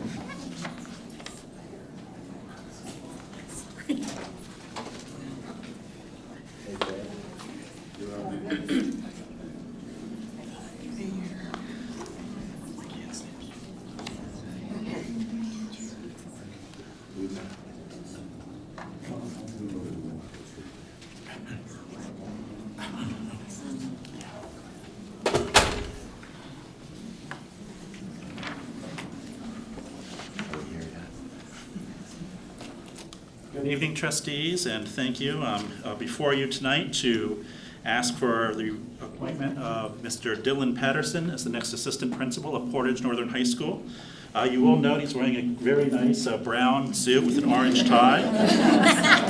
Might be the second time he's worn this suit, because I did the initial interview with it as well. So, Dylan's coming to us as he currently serves as the athletic director of Kalamazoo Central High School, but he also has served as an assistant principal and AD at that school as well.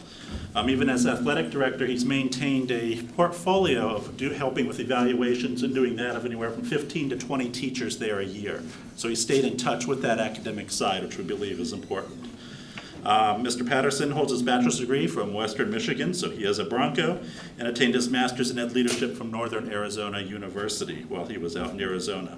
So Dylan and his wife have a 4-year-old who will be a student of Portage Public Schools very, very soon.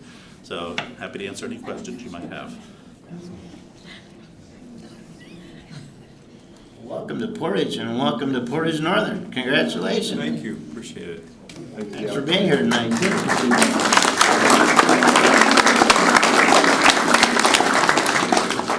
need a motion to hire this fine man, so there's a motion on page 67, please. Mr. President, Go ahead. I move that the Board of Education approve as presented the administrator appointment of Dylan Patterson as the new assistant principal at Portage Northern High School, effective with the 2023-24 school year. Thank you, Kimberly. There's a second. Very good. Any discussion? I think it's going to be unanimous. All those in favor of our new administrator appointment for Northern High School, please say aye. Aye. Opposed? The motion passes. Welcome, sir.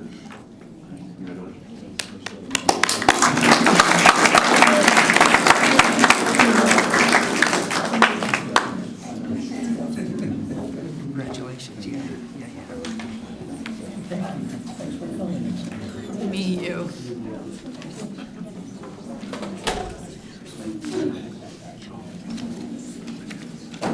Okay, our next action item is on page 69, administrative contract extensions. Is there a motion, please? Brad again. Mr. President, I move that the Board of Education authorize the superintendent to issue administrator contract extensions as presented, not to exceed beyond June 30th, 2025, and with additional compensation in the aggregate as approved by the board as part of the initial 2023-24 budget. Thank you. Is there a second? Second. Thank you. Brad? Well, actually, I can, Brad can support here if needed, but this is an annual approval that the board provides, and it is, according to policy, we present the information in aggregate form. However, you do have a list of all of the administrative employees that fall under this. What essentially this does is grant them a extra year on their contract with, so they're essentially on a 2-year contract, and they will be receiving step increases as part of this this approval. So there's others that you have approved separate from this that are not on here. Jessica Buckland, with the Director of Curriculum and Professional Development for grades 9-12, was previously approved, as was Abby DeVisser, Special Education Supervisor, and then this evening the Assistant Principal at Northern High School. Those are under separate contracts from what you have here. So, if there's any other questions, either Brad or I might be able to answer those for you. Yeah, as Mark said, this is routine. It's something we do every year. Are there any questions at all? If the name's on the list, then they get the extension. Correct. Okay. Correct. Okay, then all those in favor of approving the administrative contract extensions, please say aye. Aye. Opposed? The motion passes, and we go to our next action item, which is the retiree proclamation on page 72. Mr. President, I move that the Board of Education approve the 2022-23 retiree proclamation as presented. Thank you, Terry. Is there a second? Second. Thank you. Terry, would you be willing to read that proclamation for us? Proclamation, recognition, and commendation for retiring employees. Whereas the following certified and classified employee has announced his intention to retire from Portage Public Schools, namely Jim French, and whereas Jim French has faithfully served and supported the students and staff of this community, and whereas Jim French supported great teaching and learning in classrooms, and whereas Jim French took phone calls or answered email at all hours of the day, and whereas appropriate recognition of Jim French's dedicated and devoted service shall come to the attention of the entire community. Now therefore be it resolved that the Board of Education of Portage Public Schools takes great pleasure in recognizing the contributions of Jim French and expresses its sincere gratitude for his contributions to Portage Public Schools, and further wishes Jim a healthy, happy, and rewarding retirement. Proclaimed this 19th day of June, 2023, Portage Public Schools Board of Education. Thank you, Terry. Any comments? Certainly thank Jim for his service, and we wish him well in the next stage of his life. And with that, all those in favor of approving the resolution, please say aye. Aye. Aye. Opposed? The motion passes and the retiree proclamation for Jim French is approved. Our next action item is a curriculum purchase. This was discussed at our June 5th meeting, and there were some questions about it, and we're pleased to have Kelly and Mackenzie here this evening to review it with us again. Thank you.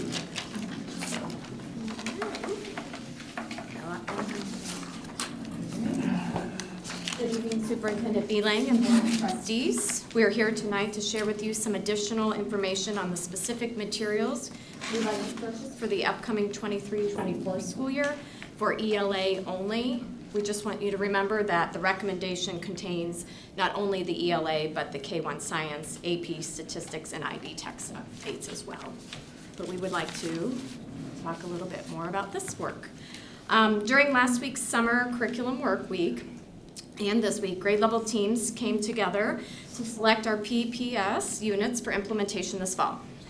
These teams consisted of elementary reading specialists, our 30 elementary early adopters, 6 through 8 ELA leaders, ESI and CIA team members. The resource fish tank provides us with a multitude of units to pick from and connect with our other PPS standards, especially in our science and social studies units. The teams were intentional and systematic in selecting the units as they look for vertical alignment of the knowledge-rich topics starting with kindergarten all the way through 8th grade. They worked together to ensure that there was representation of all students throughout to help build background knowledge and connections. Students see themselves and their classmates represented in all the units, and this does provide them with the resources and opportunities for success now and in the future. Some of this work you can start to see that our teachers have been working on diligently around each unit, some summaries, the core text, and the materials. Some of these materials we currently use, and it's kind of tying it all together nicely, as well as our standards are in there. So we're going to start into talking just a little bit about each one of these. Just some highlights so that our kindergarten through 1st grade teams selected. In kindergarten, we kick off the school year with Welcome to School, and this is a unit designed to help students kind of start to answer that question. How do you make that classroom community a really joyful place to be? In 1st grade, we begin the year with Being a Good Friend, and later in the school year, we explore the unit Inspiring Artists and Musicians, along with the other interesting units of study that you see up here for 1st graders. Note that kindergarten and 2nd grade, we will also be using the Unified Foundations resource, and that is what introduced students to those foundational reading skills necessary for proficient in reading. Mackenzie? So a highlight from 2nd grade is the people who changed the world. This unit works to answer questions like, why is it important to ask questions about the world around you? In 3rd grade, we'll begin the year with Defining Identity, which focuses on the importance of getting to know one another and not jumping to conclusions based on someone's name, like in the book that they'll read, My Name is Maria Isabella. Next up, in 4th grade, they'll begin the school year with Taking a Stand, which is a unit that will help students start to answer that question, what does it mean to show courage? And then later in the year, they do dig into the unit called Heart and Soul. And the goal of this unit is not to teach depth, rather to focus on exposure and building students' understandings of the history behind the civil rights movement. And this connects directly to those 4th grade social studies standards that Terry was talking about earlier. So it's a nice connection point there we're already doing. In 5th grade, we begin the year with exploring human rights and reading 2 amazing books that helps to answer that question, how does one person start to impact a community? In our middle school units for 23-24, we have them up on the screen. And in 6th grade, students will explore the topic of coming of age. They'll read texts that feature protagonists from diverse backgrounds, places, time periods, that face significant challenges as they struggle to define who they are and claim their place in the world. In 7th grade, students will explore the question of what it means to be American. They'll read texts that address diverse aspects of the American experience, including those discussing Indigenous Americans, first and second generation immigrants, and of all races and all time periods from different countries of origin. And then in 8th grade, students will explore the timeless question, are human beings fundamentally good or evil?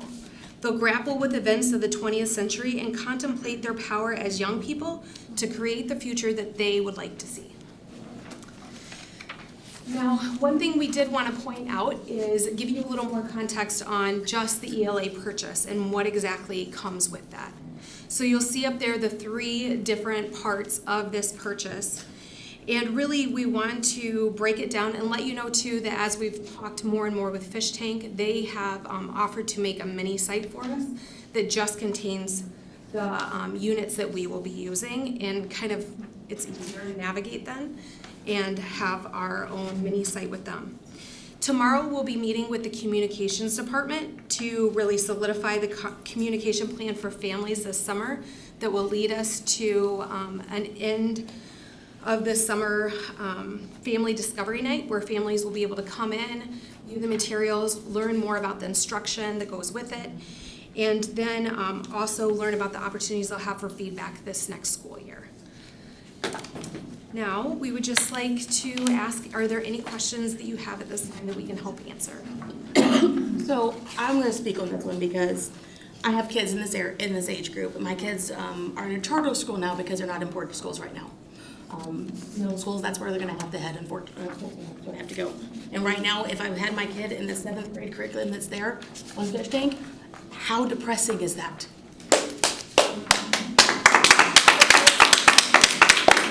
And I've tried to look at this because we talked about we wanted to see windows and mirrors, and my kid isn't in that.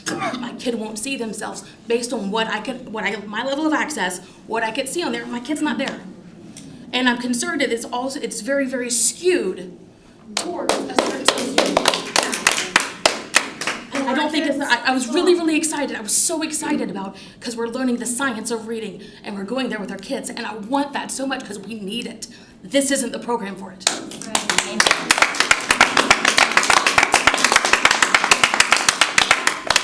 You're gonna lose a lot of kids if you do it. That's for sure. A lot. You guys sit up there like you don't care. You're gonna lose a lot of kids. Worry about your numbers. Well, for the 7th grade, the topics are fighting injustice. The books are Uprising, Flesh and Blood, So Cheap. Explore the American experience through close study of the tragic triangle, shirtwaist fire, and social history of the early 20th century. Then I have A Raisin in the Sun, phenomenal book. All right, so we're exploring the African American experience. Then I have Finding Home, the house on St. Mango Street, and exploring the American experience through the eyes of a Latina girl as she struggles to define herself in relation to her community. 5, I have Exploring Identity, America's Born Chinese. They have a conflicted relationship with the Chinese American identity. And then 6 is Claiming Our Place, LGBTQ experiences in the U.S. Students explore the contribution and experiences of LGBTQ plus Americans, past and present. That's what they're showing on their website. And I'm going to be frank and telling you, my kid's not visible in any of this. Mine is. We're good with it. To the unit. I mean, Pulling out. It's a reading and writing class. It's not philosophy. Straight people think there is free. Okay, so why are we accommodating? It's just unreal. Could we have some quiet here so we could get a response from our presenters? The teams have been very diligent about making sure that we do see all students, including those that are your students, in the curriculum. It's not about removing anyone from it, but instead being more inclusive in who we're seeing in it. But really, what it's coming down to is making sure that we're teaching our priority standards along with our science and social studies and any connections we can make there. The materials will be representative of all, and that's something that these teams have been really good at working this past week to make sure that that happens, whether it's including an extra article. But we did only pick 3 units per grade level for 6th, 7th, and 8th grade. So some of the units that you did to speak of are not included in our selection. So I have a quick question as well. So I guess I would say I'm opposite parent than what Emily would be. And so what if my kids would be okay reading, these types of books and some may not be. Is there a way to allow options for students so that if their parents desire them not to partake in some of the fish tank resources that you guys are bringing with this curriculum, that they can choose? Is that a way to possibly compromise? So something that we really want to make sure is consistent is the core text. So making sure that every student that's coming out of Portage is taught with a core text, that we know exactly what's happening, what the conversations are, what the goals of those questions are. But there are also opportunities for their individual picks on text, just like there is in our classrooms today. This really isn't a lot different than what we're doing, but I will say it's richer. The texts are really complex, which we wanted. And even the teacher prep that's going into it is much different than we've done before. And those team members and even the ones that were coming in for training this past week were excited and were very, just very taken back about the process we're using to dig in and make sure that you're able to know your text, know the topics, and then be able to differentiate for all students. And really founding it on those principles of the science of reading and how we're teaching kids to read. So back when we had our CIC meeting, the last one in April, I'm the board liaison to that committee. That means I don't vote, I just go there and listen to what they have to say. So you presented a different curriculum that you had really delved into and thought it was great, and then some red flags came up.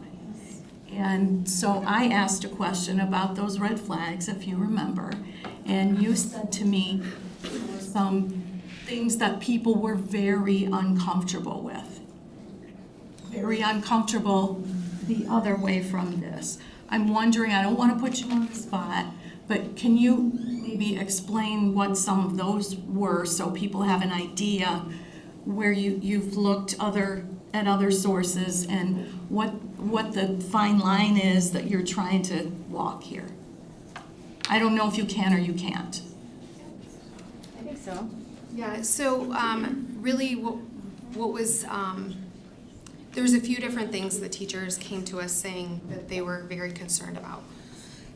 One of those things was they felt going to a more of a basal where it was just contained in a single text that was made by the publisher, that it wasn't representative of diverse opinions or diverse, even not opinions, but diverse types of texts, and that complexity wasn't there. That's kind of a separate issue than what I think you're getting at. And what we did see in those texts is we had a lot of people point out historical inaccuracies and or mismatching between illustrations and the words that just weren't matching. So you might have a picture of students or children during slavery out in the fields smiling and playing games. And that was one where they were like, this isn't accurate of what was happening during that time. So there were just some inaccuracies of the illustrations matching words of what was happening, and that was confusing, and they felt that that just wasn't a good match. That was a piece of it, yes. And the other thing I wanted to say is I see 6th grade, the Watsons go to Birmingham. I remember when one of my children was a student at Angling Road as a 4th grader, and I believe the author of that book came, and kids in 3rd and 4th grade were reading that book. So, yeah, that's been, and that child is 34 years old, so it's been around for a long time. I was reading that book to 3rd graders Yes. as well. No, but a lot of these texts are ones that we currently have and we currently use. It's just not as planned out and deeply, really deeply planned within across our district. So you will notice titles that we've used before that have been read-alouds for your student, but then there's also new titles to bring in new voices and to deepen that learning. I want to be clear, I'm not against kids learning about all different types of people, all different types of cultures. I think that's great. My concern is what's driving it. What I came across was, particularly within kindergarten, about building a deeper understanding of the following social justice standards. Learning for Justice Anti-Bias Framework, and this is in kindergarten. And the number one thing there was, I know who I am, and I can talk about my family and myself and name some of my group identities. And that's concerning to me because I don't teach my kids that we're part of a different group. And the second one is I can talk about interesting, healthy ways that my people in my group identify and how other people in other groups identify. And I think we're creating the separation, and I don't think that's where we need to go for our children. Amen. You were actually pointing out some of the concerns that came up in the phrasing of questions and how units were written. That is actually from one of the units that was not chosen. In some of the units that we did leave out, we've had a lot of conversation on if there was a need to bring another unit in, that we would like to do family focus groups on those with parents and some of even our other players at the table to make sure that we're, one, writing it in a way that we know is beneficial to all of our students, but two, that we're really taking time to go through it and prepare ourselves and our community and hear the voices from the community on those. But that is not one that we did choose for kindergarten. So if one was to research fish tank online, you would see a number of units that we're not planning to purchase. That is correct. So when do we get to see when we do get, which ones you are purchasing? They're right up here. So you're gonna send that to all the parents so we can make sure that. The issues are the same though, regardless. I mean, they're in all, the issues through all the units. What's in the book? You know what I mean? Like, Well, it's right here on your screen. You know, we're supposed to let them. Thank you. Sarcasm. So, Any other questions? telling us. I would like to make a comment, some comments. I took some time between last board meeting and this board meeting to really do a deep dive into the ELA proposed curriculums. First of all, UFly. I've been impressed. Everything I've seen about UFly, I have been extraordinarily impressed. And I just want to put that out there that I'm really pleased with what I'm seeing on that. From a teacher perspective, from a parent perspective, from someone who is teaching the base units of reading to students and then sending them on to elementary school, I've been pleased. Thank you very much. It's also very cost effective, which I love too. But it looks like it's well worth everything that we are looking at there, and thank you. With the fish tank curriculum, and please hold comments for a minute, I want to go through some things, a number of different things I saw. First of all, it does encourage critical thinking. Many of the questions when I looked at their set were, there were a lot of good things that I saw there with that. I did see diversity of opinions in there. I saw the connections that you mentioned between subjects, you know, connecting science, connecting things. And I remember when I first took education classes way back when I was doing my bachelor's, and the talk about, or the class that I took about connecting reading and writing to other subject areas and the amount of focus that we did that. I like what I'm seeing there. As I read the website and was looking at a variety of things, I followed the teacher resource links because I'm a teacher. I want to see what's in there. You know, what is provided for the teacher as they teach this curriculum. And Fish Tank puts a lot of that online, which, you know, parents can look at. I don't have a special login or anything to look at that. It is there online. That's where I started getting concerned. As you dug deeper, what I saw was very politically skewed one way or the other, one way. And when I look at the scores that were presented to us last meeting, I'm concerned that teachers are dealing with so much right now. We just heard a lot of information that teachers are dealing with behaviorally. Teachers are being asked to teach behavior to kids who are not learning behaviors. Teachers are being asked to be nurses in many cases to students who come in with needs. They're being asked to be almost like therapists for many students when they come in with, as we talk about trauma informed and so on, that teachers need to be allowed to teach the basics. And that's, UFly is wonderful for that. Teaching kids how to be literate, functionally literate. And when we see middle schoolers with 38% proficiency, 43% meeting benchmark proficiencies, that's concerning because they need to be functionally literate when they leave us to be able to survive and thrive after school here. I don't want to see teachers adding an additional political side to things or being encouraged even to do that because teachers already have too much. The other aspect to that is that not only are we adding to a teacher's load, even more than they should, but we are asking potentially for teachers then to encourage students to decide that, well, those values I've been raised with, I need to turn away from that. You're dividing kids from their parents by doing that. How are that happening?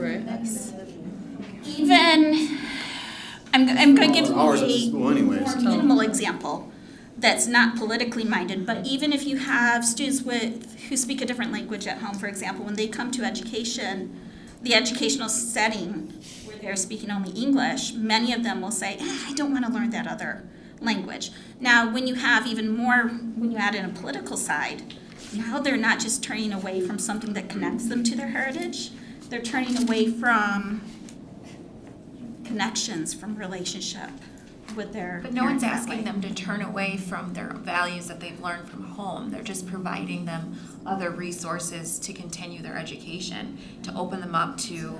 Yeah, but it's not your guys' jobs to open them up to That'd be like that. if we brought It's the Bible. our job to open them up to that. It's not Your basics. Actually, what you two just discussed, it actually is addressed in one of the 7th grade units. Great. So American-born Chinese actually talks about that struggle that students may have with their identity as a family and as a culture, and then maybe as society. And just that kind of teaching students that it's good to own that identity that your family's given you, and really bring yourself and who are you. And it doesn't cross some of those boundaries that I know we are concerned about, but it really gives students a very basic opportunity to have these discussions and to write and to read about other students and other characters that they can relate to, and we can have safe conversations around just those characters' struggles. But it really is highlighting what you two just talked about, which is interesting. So I trust the process and the goals, and I really appreciate tonight's presentation. Are all of these that we're proposing to use available online for us to look at? So that is, yes, they are there, but our teams have taken them and made sure that we are presenting not a political statement or stance, but that we're giving students an opportunity to form their own opinion based on their own experience, based on their families, based on what they come to the table with. But making sure we're not, one-sided. We're not one-sided, and we're not asking our teachers to do that. But they are. How long are we committed to this for? Did you say it's a 1 year? No, this is our ELA adoption. So the last one we had was 12 years, or 2012. I just want to clarify, y'all can access these online. Can everybody access all of these elements online? Because from my research, we were limited to a specific few unless you had a login. So there may be, I can double check, but I'm pretty sure you're able to view the summaries all online. You do have to have the subscription that we would be paying for to see the in-depth lessons, and also to see the training that we're partnering with Fish Tank around actually doing that intellectual prep for our teachers and really letting them figure out and understand that complex text and how they can utilize it within the classroom using differentiation. But in us reading the summaries, we would not know Correct. what has been paired out of there. Correct. So, Can that be made available? Parents have asked in letters and we're not getting it. That's what our next step is, to that Tomorrow. point, is to After work you've on our passed it, communication spend our piece. money? Yeah, so our next step, Keith, would be to work on that communication piece to get that information. I'm just trying to help me come to a decision tonight, though, because I think we're being asked to vote on this tonight, correct? It's along with the other items that were listed on there, including IB textbooks for all the IB Sciences class, AP Stats, and our K-1 Science. I'm going to vote yes. I think on issues like this, we're having a discussion here. It's not going to be the last time we have this discussion. There are some concerns being raised. I'm hearing that you're hearing those concerns. You've made some adjustments, right, to address those concerns. This has had a lot of work and consideration. I'm going to support it strongly. I think, more of these issues are going to come up. I think, Kimberly and Emily, I'm hearing what you're saying. At a broad level, I have a sense of it, but on a detailed level, I don't. I could not articulate back clearly what you're saying. And as we encounter these issues in the future, I'm going to ask that you clarify and just be as definitive as you could be on that. So this will have my strong support tonight. What I would prefer is if we could actually have the opportunity to look over what we're moving forward with before we vote on what we're moving forward with. And we'll remove fish tank litter from this motion and table that for our next one so we can actually look at that information. I think all parents here as well would like that opportunity to review this information. Because if it is, and in fact what we're doing is different than what we've been exposed to, well, we need to know that. Because some of the things that are in here are phenomenal. But there is the concern about how things are leaning. So if we can look at those and go through those and say, okay, great, no, this is good, I can live with this. I think that would help ease a lot of people's minds and be comfortable making that very large dollar purchase. I think too, it's important to realize that the teams that have come together, which is tons of teachers and specialists and administrators, they've taken that time to go through and they know this community. They know our students. They know the research that's around the science of reading and learning how to read, but really they have the pulse of the community, and they made decisions that are phenomenal choices for this community, and those things that they were concerned about or we knew were community concerns were tabled and not put into these units. Which I appreciate hearing. And honestly, the 100% you fly, the science, the math, and so on.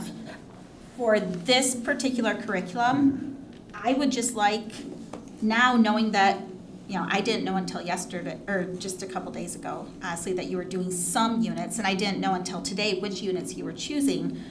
I would like to make approval based on not just these are the units, but actually be able to look at them before I were to vote one way or the other on the fish tank curriculum itself. And just having that opportunity to look at it rather than saying, okay, cool, these sound good, but it sounded good until I did a deep dive before. And so I'd like to actually be able to look at this and then be able, hopefully, to say, yeah, you picked out, like you said, they did a great job, and now I can throw 100% approval. What would the impact be if the tank were pulled out for this moment? Well, our next board meeting is July. We would not be able to probably start this. We would have to pivot a lot. We do have all these units up here, so if you've been on the site, I would imagine the ones that you've seen up here in your packets were ones that you were looking at previously. and you're able to see what those books were under there that we had put. So, so just that's why we put them on here for you packets originally. Yeah, the website was much more limited as far as what we could access. Well, what you're saying is people should go to the ballots without like investigating who they're gonna vote for and then just go vote. That's pretty much what you're saying. We gotta hurry and push that through. I know. We gotta hide. It doesn't make any sense. What does the communication and rollout with parents look like? So it will highlight the units that are going to be done. It will let them know about the priority standards, the connecting standards, and it will all lead to a family night where they will be able to come in and hear more about it, ask questions, and view the materials. We are wanting to be as transparent as possible. There's nothing hidden within this. And our teams have spent, this is going on our 3rd year of this curriculum cycle. It's gone through meetings with you, talking about it. It's gone through CIC.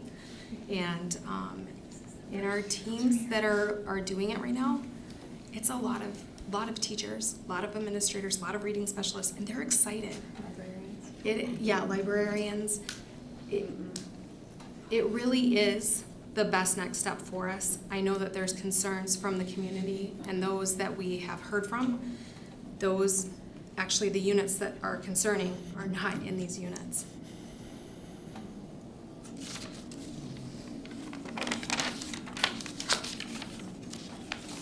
I'm respecting professionals. You know, I also think the way these issues play out is, you know, people have predispositions. I think if we look at this, people are still going to point at this stuff and find fault with it. It has my strong support. I call the question. I just have one more question. Oh, yeah. If at these meetings with parents, there is a concern about a unit, multiple units, whatever, are you going to respond to that? I think it's important to look at the trends, right, of concern. So one is one thing, but if we start to see something coming out of that, just like we do anything with data, right, we start to see a pattern of concern, of course we need to look at that differently than one concern which we would address head on with that individual person, but we really want to look at trends, right? Like, what are we seeing there? And then we'll take it through a process, right, of saying, what is it the concern about? What do we need to do there? How do we adapt and fix? So that is the nice thing about these units. We get to adapt and make them the way we need to, just like, especially our middle school teachers have been doing a lot of. They have some of the books they've used before in the past, and so they're integrating that in, and they're using that as part of their work and being more consistent with it. So we can just take it through that process. So then in the same way that some elements have been taken out, that still remains a possibility. Absolutely. Yeah, if we see something that definitely needs to be talked about more, that's something we can do. And that's an iterative process that we do with any curriculum. Yeah, we do it with math, right? Sometimes with math, we see a unit that we're like, whoa, what is this trying to teach kids and how is it trying to teach them? We talk about that as a 4th grade team, and they talk about that concept and how we're doing it, and we might say, we're not doing that particular lesson because this is a different way we're going to do it. We do that all the time with different subjects. Well, that was the reassurance I was looking for. You still don't know what they're replacing it with. And they're adding units going forward, that's my understanding. Or if there's an outcry, some are being stripped out, so I'm fine. President, I would respectfully ask that I could speak on this. I signed up at the beginning of the meeting to speak specifically about fish tank, and I would ask respectfully if I could make my comment before you vote. Please. Right. What did we come for? I'm confused. I'm just going to say discussion 1, just rest the agenda. And then Tell you something. Tell you something. Can we vote on the rest of the curriculum and then table fish tank and come back to it? What's the board's pleasure? The kids? Table and we Sad.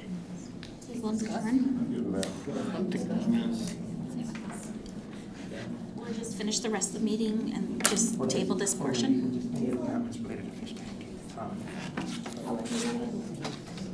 I believe we have 3 speakers who want to address the fish tank issue.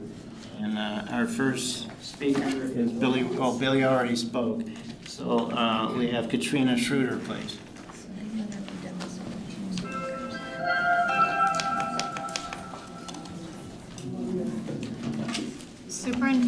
Superintendent Belang and Board of Trustees, thank you very much for this opportunity. My name is Katrina Schrader.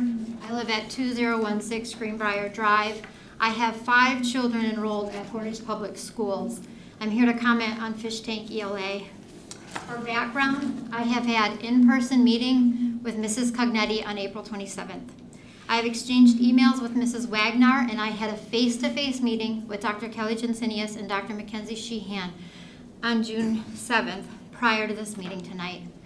I would like to pause here and thank Kelly and Mackenzie for their hard work on this process. I know that they have looked into many curricula in addition to their many other tasks at Portage Public Schools. So thanks to both of them for their hard work and for doing the best to answer my questions prior to tonight. While acknowledging the work that has been put into this process, I still have 3 main concerns with fish tank. My first concern is that not enough teachers looked at and gave feedback on fish tank before it was chosen. A previous curriculum contender, Core Knowledge Language Arts, which Terry referred to, had been prominently displayed in all elementary school lounges for 6+ weeks in the spring of this year. I know because I substitute teach, with signs asking teachers for feedback. Fish tank did not have this same vetting process. I was told in my meeting that 50 teachers attended a breakout session about fish tank on May 3rd, and of those, only 20 responded with their opinion to it on a survey.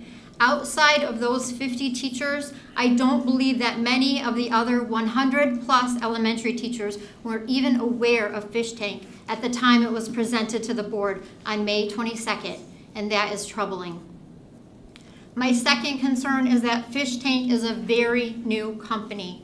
According to their website, the company first began distributing curriculum in 2016. I reached out to the company to see if any other Michigan schools were using fish tank, and I was told no. I then asked if there were any schools in the Midwest using fish tank, and I did not receive a response.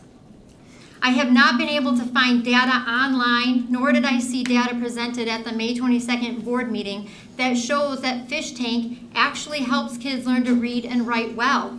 I am concerned that fish tank is too new of a company to have a proven track record. My last concern involves the content of fish tank's curriculum, which I found at times to be too mature for the grade level it is targeted at, or found to contain material that I would prefer not to be in the classroom at all. Regardless of any textual examples I could give, I know that the answer I will get from the administration at this point in time is that those units or books will not be used. I believe that maybe they won't be used this year, but if Portage Public Schools purchases this curriculum subscription, they are giving consent to the entire curriculum as a whole, and all the resources will eventually be used. Is that my time? That's your time. Thank you for your comments, Katrina. And we have one other speaker on fish tank, Teresa Fortin, please. I signed up, but I don't know if I signed the right sheet. I signed up as well. Well, you didn't put a topic by your name. Is that what you wanted to talk about? Yes. Oh, that's same here then. Sorry. Yes, please. I'm Teresa Fortin. My address is 11960 Prairie Edge Street in Schoolcraft. And I am here to speak in support of Fish Tank. So we are so blessed in Portage to have the IB diploma program at both of our high schools. And I would like to share part of the educational philosophy statement from IB that I think connects very well to Fish Tank. Beyond intellectual rigor and high academic standards, strong emphasis is placed on the ideas of international understanding and responsible citizenship to the end that IB students may become critical and compassionate thinkers, lifelong learners, and informed participants in local and world affairs, conscious of the shared humanity that binds all people together while respecting the variety of cultures and attitudes that makes for the richness of life. So what is great about Fish Tank is it is authentic literature from a variety of authors in different genres, different periods from history, different viewpoints, and it gives kids a rich knowledge base that when they get to high school and decide to pursue that IB diploma, they will be well prepared for. And I know as a board, all of you endorse the continuously improving learning culture committed to all. And I feel that a strong foundation of diverse literature is a great way to prepare our K-8 students for success in high school. Thank you.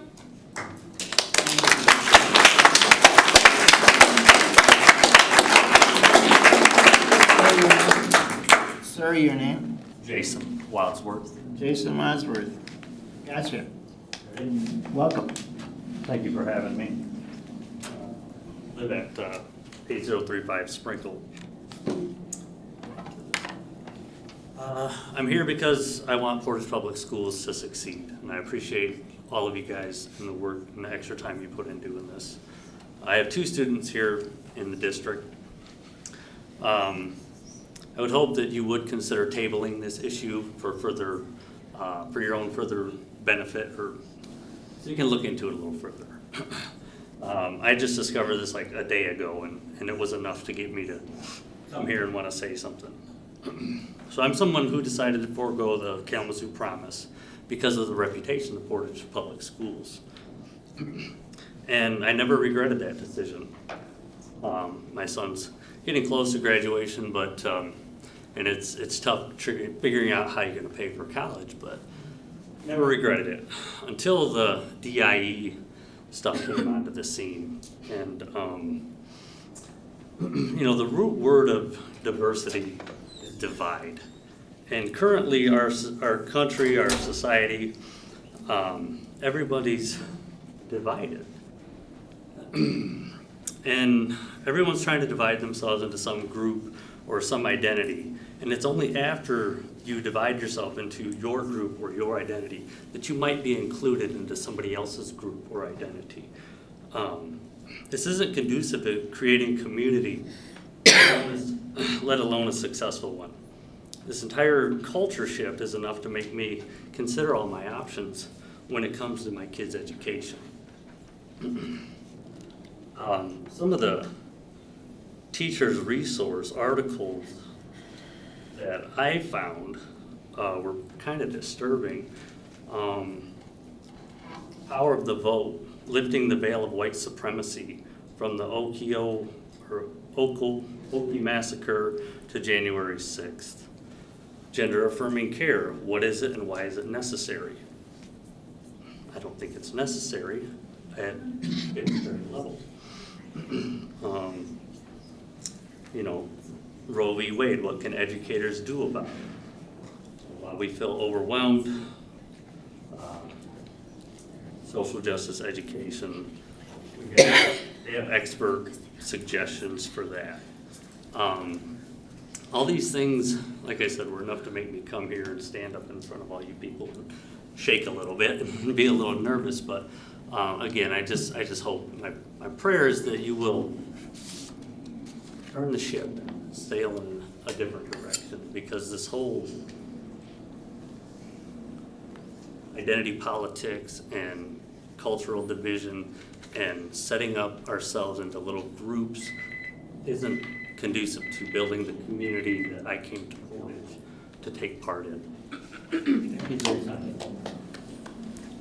Our next speaker on Fish Tank is Kelly Sackett.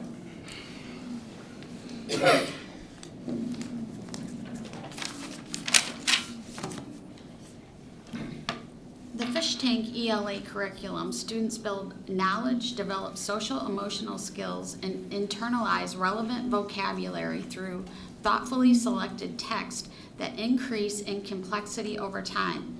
Each Fish Tank ELA unit supports students in building their knowledge of themselves, the world around them, and their power to create change. Text allows students to engage in discussions and writing that build the students' agency, empathy, and ability to connect with diverse experiences. Social emotional skills are integrated into every lesson as students analyze characters, motivations, and reactions throughout historical and contemporary events. That sounds great, doesn't it? When you look into it a little bit further, and you see that the 4 core goals that are encompassed within Fish Tank are identity, diversity, justice, and action. The 4 core goals of anti-bias education are 4 core goals provide a framework for the practice of anti-bias education with children, grounded in what we know about children, how constructive identity and attitudes. The goals help you create a safe, supportive learning community for every child. They support children's development of a confident sense of identity without needing to feel superior to others, and ease with human diversity, a sense of fairness and justice. These skills empower, and these are skills of empowerment and the ability to stand up for yourself and others.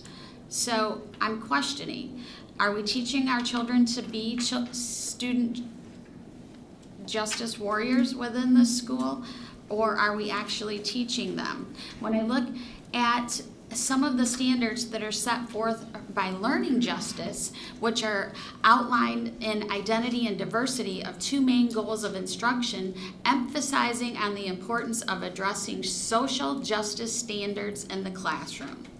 That is my fear with this anti-bias education. Early childhood education themes of self-discovery, family, and community are deeper and more meaningful when they include explorations of ability, culture, economic class, gender identity, and radicalized identity. I have a real problem with the radicalized identity. And then when I did look up some of the curriculum, I see for 1st grade, the movement for equity, the focus topics, women's rights, civil rights, labor and workers' rights, LGBTQ+. This is for 1st graders. I simply looked at one thing. I would certainly hope that this is not one that was actually selected here for a 1st grader to read about. But again, as stated numerous times, we have no idea what's being selected. And I find it hard for people to sit up there and actually vote on something if you haven't physically looked through each and every book that's available or each and every lesson plan to know that this is the right fit for our students here at Portage Central, all Portage schools. And so I implore you to take the time and to look over the actual selected curriculum that these 2 have talked about and see if it includes any of what I just read. Because I agree with what Emily and Kimberly said. We need to think this process through before taking the vote. Thank you. Thank you, Kelly. Any other board comments? Any other questions for Kelly or? I just wanted to reiterate that the ones that you're picking are up there, right? So all of the ones that people have named that do seem more controversial aren't going to be the ones that are picked. Is that correct? The ones that were presented in your packet now. In the 1st grade. 1st year. And I care deeply what the parents think and how they react to this when it rolls out. So Can we put it on a ballot? I'm clinging to the idea that once Yeah, let's ballot it. there's going to be a lot of listening and reacting to it. Yes, I think if we're asking that board members go through this and review this curriculum, that inherently turns this into a political decision, and that's not why I'm on this board. I'm respecting the professionals. I've heard you acknowledge the concerns, and I've heard how you've tweaked some of the stuff Fish Tank has. I suspect you've done as good a job as can be done at striking where this community stands. That means there are going to be some in the community who will not like it, and I think, and that's just the reality. And so I think you've hit the strike point where most of the community will favor this. Based off what? May I ask a question? The policy adoption of textbooks, I want to say it's 21 50. I may have a number, something like that, yes. One of those. It's titled Adoption, it has those numbers, Adoption of Textbooks. One of the points is ensuring content that is not too mature. I believe that was A. Another one said free from bias, and I noticed that there are things like Love Snowy Day, and that it does mirror children in our community. There are a lot here. Could you take a moment to respond, please, on how the units you have chosen fit those two requirements of free from bias and not too mature for the age that they are assigned to? As for the free from bias, really what we've done, and I mentioned it earlier, is that we're not removing people or cultures or we are enhancing it, and we're including voices of some of our students that haven't necessarily seen themselves in a text or in a story. And so inevitably we're not being biased, we're actually opening it up and being inclusive to all of our students that we are here to represent and to teach. So there's one book in particular that just always, I think it's called Welcome to School, and one of the pictures, it's all our students, right? We have a student in a wheelchair, we have a student who's blind. So it's really, when we talk about inclusion, we're talking about all and bringing everyone together. So we're really looking at our text to help support that. So that student can say, like, there I am. And what was it? Oh, and then what was the other part of your question? So just making sure that it's age appropriate. All of these topics are things that already happen in our classroom and we hear students discussing and that are part of what we do right now. If anything, we're making sure that the texts that we're using are appropriate for students based on the complexity. And there is a very deep well of knowledge around text complexity, and that's one of the professional training elements that we're providing teachers with this, is how do we look at these texts, how do we break them down for students, how do we differentiate using that. But there's rationale guides for each one of the units, and specifically that aligns to the book choices. So that is something that we've already gone forth, that we've looked through every single book. I mean, that has been the job of all of these teams of teachers and specialists and administrators. They've done the due diligence of making sure that we know every little nuance of what's happening in these units. And then making sure that it's what is appropriate for our students at this time and at their age. And as we go into the school year, as those books, those units are happening, there will be a feedback cycle that occurs to collect that data, to collect that information, to get those teams together, to do those tweaks that need to happen, to have those conversations. So we will have that process occurring. Will that feedback cycle include opportunity for parents to provide feedback? Yes, yes. Especially, yes. Yeah. And to opt out if needed. What happens if we don't let our kids go through the ELA?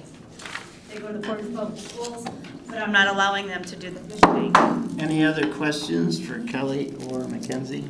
I just want to reiterate as I look at this, that there are many books, as you say, that my own students read when they were middle schoolers or fourth graders or whatever.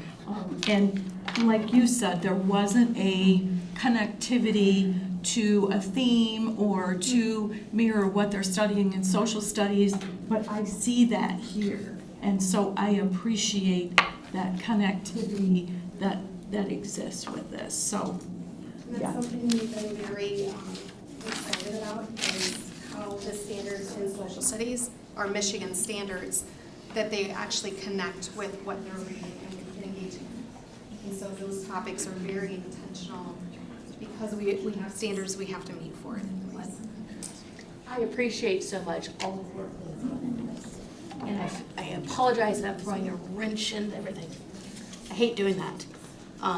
My concern is that with Fish Tank itself, it's designed intentionally with a certain mindset, for lack of a better word.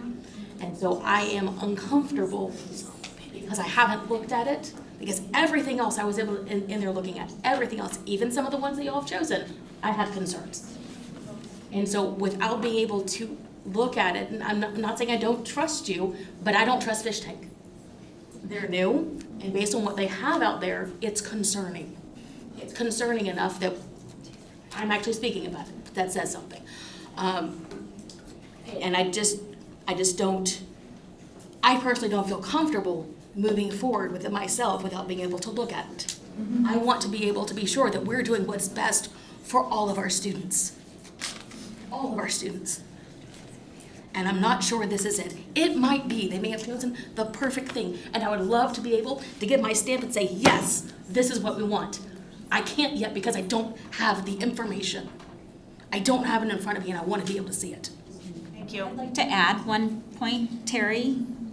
You're right. There are some amazing books in here. Absolutely. I look at some of them. The Giver, I've mentioned, Snowy Day. Throughout the grades, there are some amazing ones in here. I'd just like to have a chance to look at a little bit, just that moment of being able to look at it. Okay, we have a... You're like, trust them. Well, trust but verify. Yes. Well, these are our administrators. We all accept the values that this district has adopted, and so have they. And there's got to be a moment of trust. We as board members can't look in depth at everything that comes across our desk here. I mean, these people live in our community, they know our community, they vetted it through our teachers, specialists, CIC that includes community members. Community members are going to have a chance to review it with them. And, there's an element of trust here. I mean, we can't operate without it. I hear you. I absolutely hear you. But based on what this particular company has put out on their website about what they stand for, that's what I'm concerned. What they stand for. It's not necessarily what they're speaking for. I trust them. I don't trust Fish Tank. I think those are the two people that are going to keep Fish Tank in check. No. Why don't you put it on the ballot? Let everybody vote. In Portage. We have a motion on the table. Would anybody like to give? I do not think we have a motion on the table. Oh, I'm sorry. We have a motion on page 74.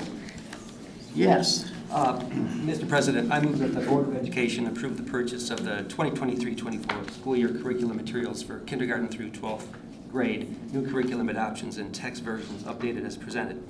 Fish Tank Learning, $112,641.26. UFLI, $39,895.32.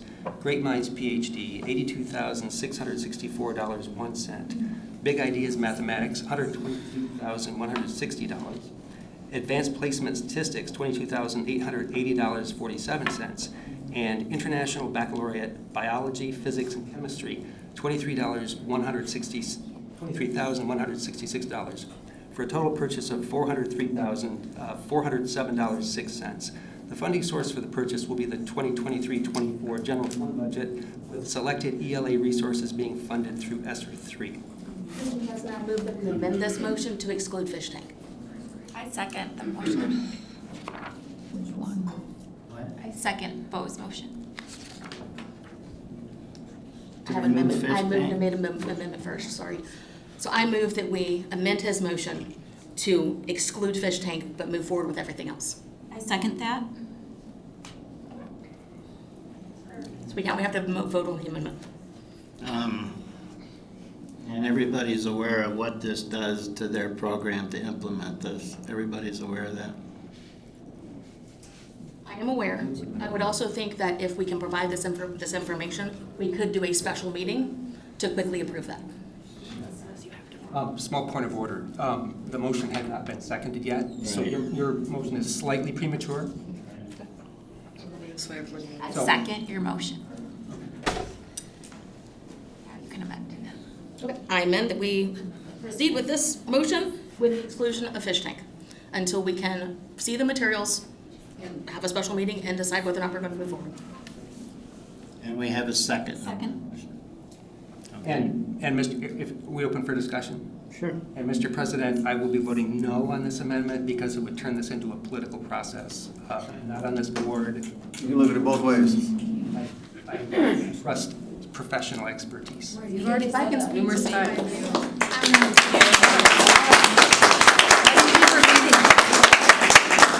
This has nothing to do with my politics. Regardless of what I think. I'm serious. This is about how we're shaping our children's minds. Our children need to learn mathematics. Kids don't go here. And I don't know that this is going to do that what we need to do. So she cares about all of them. Table. We have a motion on the table to remove fish tank from the motion, so we'll take a vote on that. All right, all those in favor of removing fish tank from the motion, please say aye. Aye. That was 2. Okay. Opposed? No. No. No, all right, yeah. All right, so, the motion stands as it is. We have a second on that motion. Okay. All those in favor of approving the motion as printed, please say aye. Aye. Opposed? Opposed. Thank you. Okay, the curriculum purchase is approved, and we're moving to our next discussion item, which is another.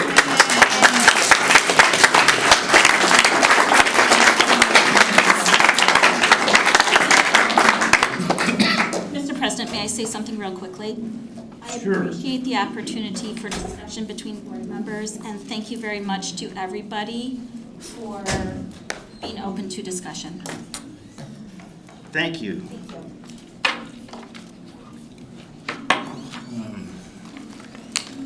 Okay. So we don't know about this one. This is new. This is a new discussion item. This is a new discussion item. Okay, the same group. We're back.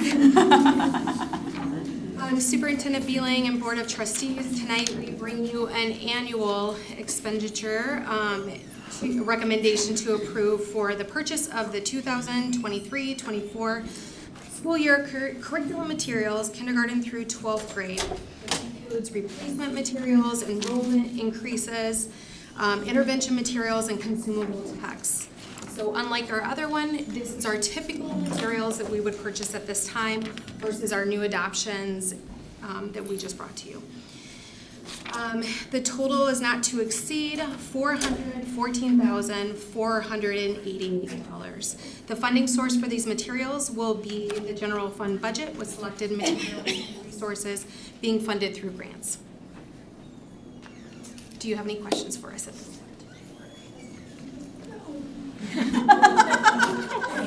And I see what's next is asking for approval tonight. It's comfortable, but this is our standard annual purchase. Yes. And you're saying there's really nothing controversial. We're following all the same procedures as usual, collecting the orders from our schools, bidding it out, getting the best price, and waiting for the approval so we can move forward to purchase the curriculum materials for next year, just like normal. Are we okay taking this item to action? Okay, that'd be recommended motion number 1. Motion, please. President Van Antwerp, I move that the Board of Education move the curriculum purchase discussion item to action. Second. Thank you. All those in favor of moving the curriculum purchase discussion to action, please say aye. Aye. Opposed? The motion passes. There's another motion on page 78, please, to make the purchase. Mr. President, I move that the Board of Education approve the purchase of the 2023-2024 school year curriculum materials for kindergarten through 12th grade replacement, enrollment increases, intervention materials, and consumable texts for the total not to exceed the amount of $414,488, the funds for which come from the 2023-2024 general fund budget with selected material resources being funded through grants. Thank you. Is there a second? Second. Thank you. Any discussion? All those in favor, please say aye. Aye. Opposed? The motion passes. The curriculum purchase is approved. We'll move to our last discussion item, which is the surveillance software replacement. Dan. Yes, what you have in front of you tonight is a simple recommendation to replace our aging surveillance software. The board is aware that we've been doing a number of security audits throughout the district, and one thing that has been brought up on more than one occasion is our current surveillance software. To access it, the only really good way to do it is to be on our network and be on a Windows machine. And in today's world, we'd like to be more web-based and have more accessibility. And this software will provide that functionality to us. From an operations standpoint, I also like this software package because it's camera agnostic. We have to buy cameras from a Vidlon for our surveillance system. This will let us consider cameras for other vendors where they might be more appropriate than what the Vigilon line has to offer. With that, this is a pretty straightforward purchase. An RFP was not issued because this is a part of a state contract. The only thing I would note is this is not coming out of the general fund. We are using Section 97 funds to cover this purchase. Any questions for Dan? Be okay taking this item to action? Yes. Very good. There's a motion on page 80. President, I move that the Board of Education move the surveillance software replacement discussion item to action. Second. Thank you, thank you. All those in favor, please say aye. Aye. Opposed? The motion will now move to action. Is there a motion, please? Yes, Mr. President, I'd like to motion that the Board of Education approve the purchase of the 2023-2024 school year, starting like that. Purchase of upgraded surveillance software from Night Watch of Kalamazoo, Michigan, in a base amount of $121,965.99, funds for which to be drawn from Section 97 funds. Second. Thank you, thank you. All those in favor of approving the surveillance software replacement, please say aye. Aye. Aye. Opposed? The motion passes. The surveillance software replacement proposition is approved. And we'll now go back to public comment. And our next speaker, please, is Jenny Pafey.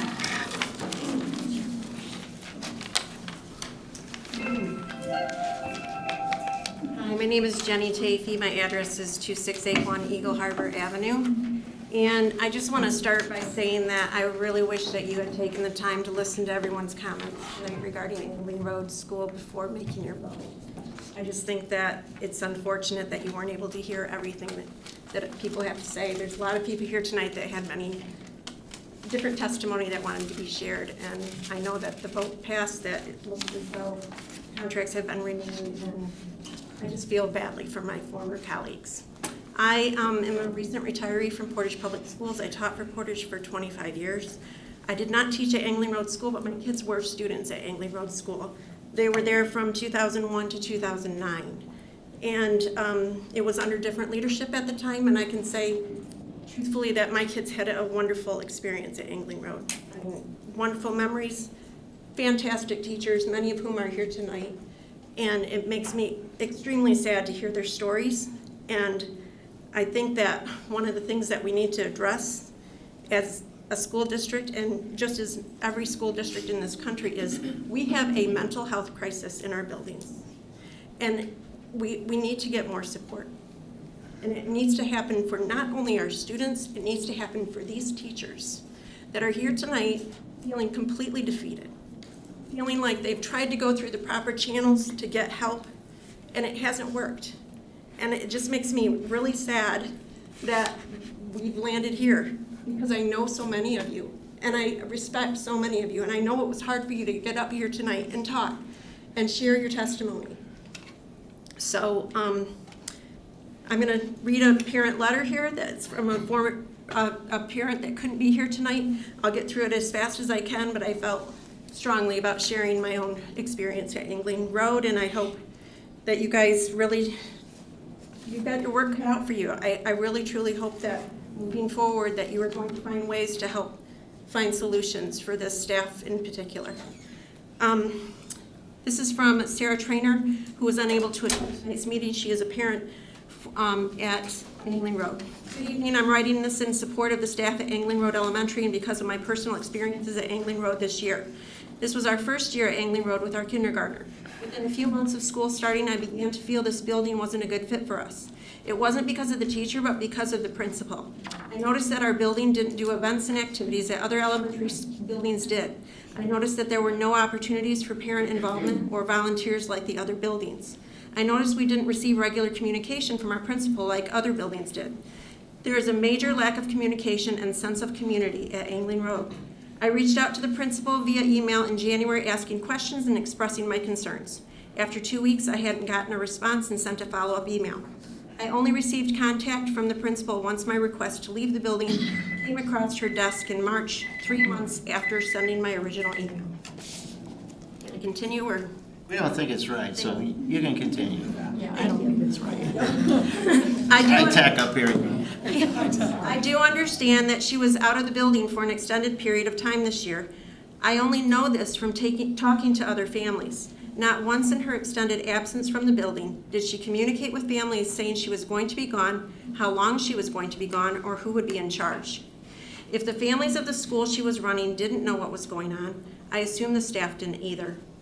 As I shared my frustrations with friends and community members over the course of the school year, nobody seemed shocked. I learned that parents and staff have not been satisfied with this administrator's performance as a leader for many years. This year, I heard Angling Road referred to as a dumpster fire and a hot mess from people who don't work at or have kids attending angling. People who want to send their kids to PPS from out of district are being told to avoid Angling Road. It's sad that people outside the building know it isn't a good situation. I learned that almost all the other PPS principals send weekly communications to their families with information, updates, and building events, like a Monday memo or a weekly newsletter. Not Angling Road. We received 3 newsletter emails from the principal all year long, September, November, and April. Our kids spend more time at school than they do at home. How are we supposed to feel connected and informed if nothing is shared with us? I don't know any teachers in the building besides the teacher my son had this year.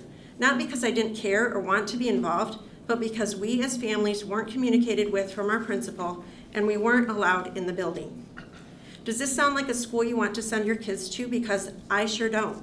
How and why have things been allowed to get this way?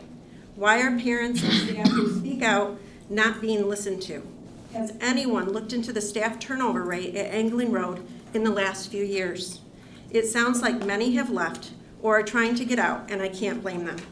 There is much more to our less than impressive experience, but 3 minutes only allows me to share so much. Thank you for your time. Sarah Trainer, PPS graduate, PPS parent of students in 11th and 1st grades. Thank you. Thank you for being here to read that. Our next speaker is Ashley Brown.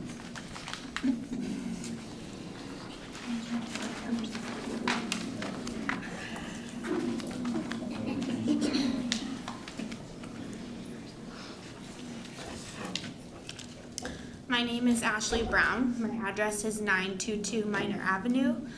I am here in support of the staff and students at Angling Road Elementary. The letter I'm about to read is from Brooke and Ryan Hollis. Their children attend Angling Road and they were unable to be at tonight's meeting. To whom it may concern, we are writing to express concern about the school leadership at Angling Road Elementary, specifically the leadership of Ms. Yankovic as school principal. We chose Portage Public Schools due to a strong reputation for a safe and high-quality learning environment. However, over the previous year, we do not feel like Angling Road has lived up to that reputation. Our 2 children have experienced both emotional and physical bullying, and in some cases have been made to feel like they were at fault. Despite asking, we have gained no clarity on whether incident reports have been properly filed regarding these incidents. There have been numerous instances of classroom evacuations without any visible interventions to prevent future events. I teach here, by the way, this is numerous times we've been told this has happened by our kids and made us feel really concerned over the course of the year. We met with Ms. Yankovic about our concerns, but did not leave with any confidence that she understood what was taking place in the school with our children, or that there was any clear direction on how we were going to prevent this happening further. We were particularly disappointed during our meeting that no responsibility was taken on her part for her handling of an incident involving our daughter. She was bit, skin broken and bleeding by a fellow classmate when our daughter was trying to comfort an upset student. Later that day, Ms. Yankovic had our daughter not only apologize to the student that bit her, but had our daughter hug the student as well. Our daughter complied within the meeting but came home really upset and confused.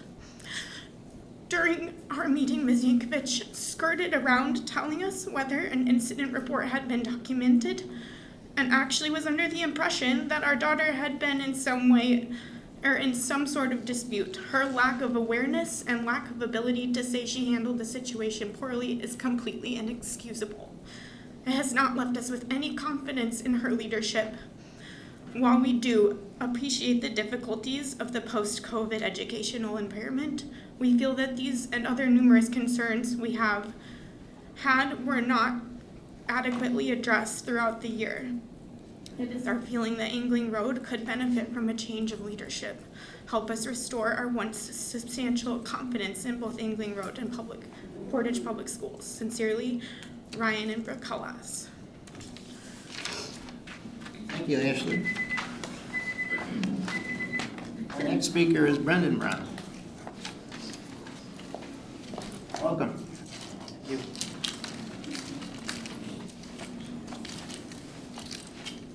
Hello, board members. My name is Brendan Brown, 922 Minor Avenue. My wife is a member of the Angling Road Elementary teaching staff, and we are both Portage Public Schools alumnus. This fall, my wife was assaulted by a student midway through her pregnancy.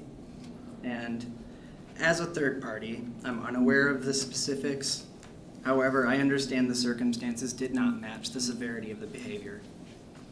Between 2022 and 2023, there have been numerous instances where students were physically violent toward other students and or staff members in my wife's classroom. Several even required multiple adults in order to remove the student from the classroom. I understand the world of education has changed significantly since I attended this school. But this type of scenario would have been met with immediate consequence. There was severe consequence, and you understood that if you behaved a certain way, there was an action that was going to take place that you weren't going to be in favor of, not the rewards and things that we've heard earlier today. There's no tolerance for violence. I'm extremely disappointed in the way that this situation was handled by Heather Yankovic, who you just approved for another extension of her contract and a raise. It is the principal's responsibility to not only keep the students safe, but also the staff. It is also disappointing, as someone who has planned to be a future PPS parent, you've seen my daughter sitting in the back here tonight, to have to question the integrity of where I grew up and whether it's a safe place to send my kids to school. Portage Public Schools, I call on you to do better. Thank you.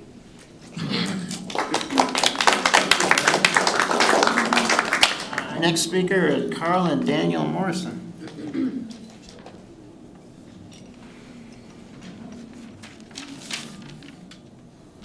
Lindsay and... No, everything that everybody's saying is fitting.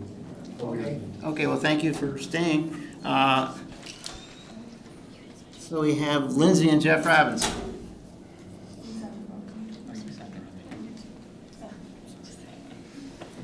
Okay, then our next speaker is Lessa Ware. Welcome.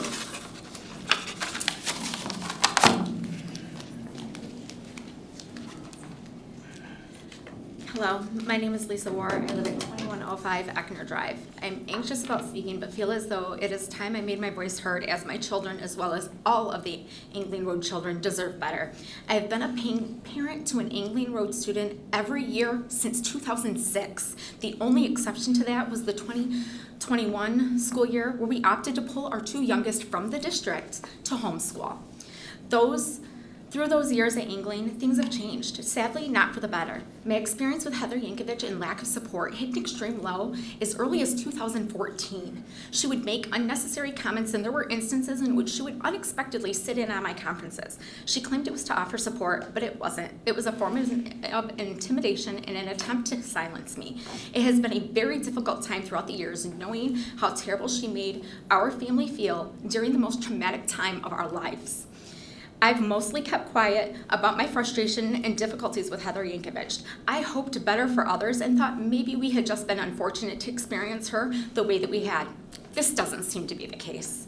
A few highlights from this year include January 24th, while saying goodbyes to family that were over for a birthday celebration, I was affectionately rubbing my 2nd grade son's head, and he cried out in pain and quickly moved away. I discovered a large lump and a bloody cut from a school playground incident that I had not been notified of. Additionally, this year, my other Angling Road student, a 4th grader, has been physically pushed, her hair pulled, and bullied and treated poorly due to her speaking up on a threat that was made to another student. Thankfully, she spoke up on it, knowing it was the right thing to do. I had to hear about this situation from a friend's mother, not the school. There were times in which my daughter felt so physically ill that it caused her to miss out on part of her own education. The bullying continued the remainder of the school year. I found myself, yet again, questioning why I am subjecting my children to this academic abuse and considered maybe another school would be better suited. Safety of our children should be the #1 priority of everyone in authority at that school. While it's important to talk to our children about physical dangers that may come to the school, it's not okay to dismiss the dangers that already are there in the classrooms that they're in. When we teach our children that if they see something, to say something, that only helps when they have the support of adults doing their part. Heather Yankovic is a clear example of how that is not always the case.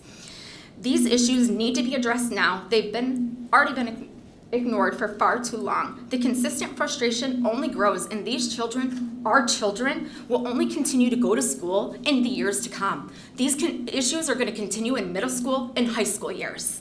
The goal for my children has been and always will be for them to be happy, healthy, and safe.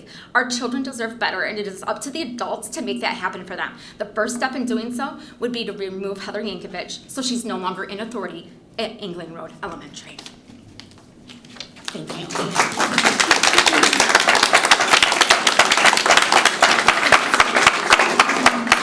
Next speaker tonight is Dennis Kozin. I didn't know you were still here. I couldn't see you. You were behind a... Well, I'm going to get in trouble because my wife goes to Japan in about 4 hours. So she's not happy, I can tell you right now. So my name is Dennis Kozin. I live at 5139 Maple Ridge. Don't tell my students that.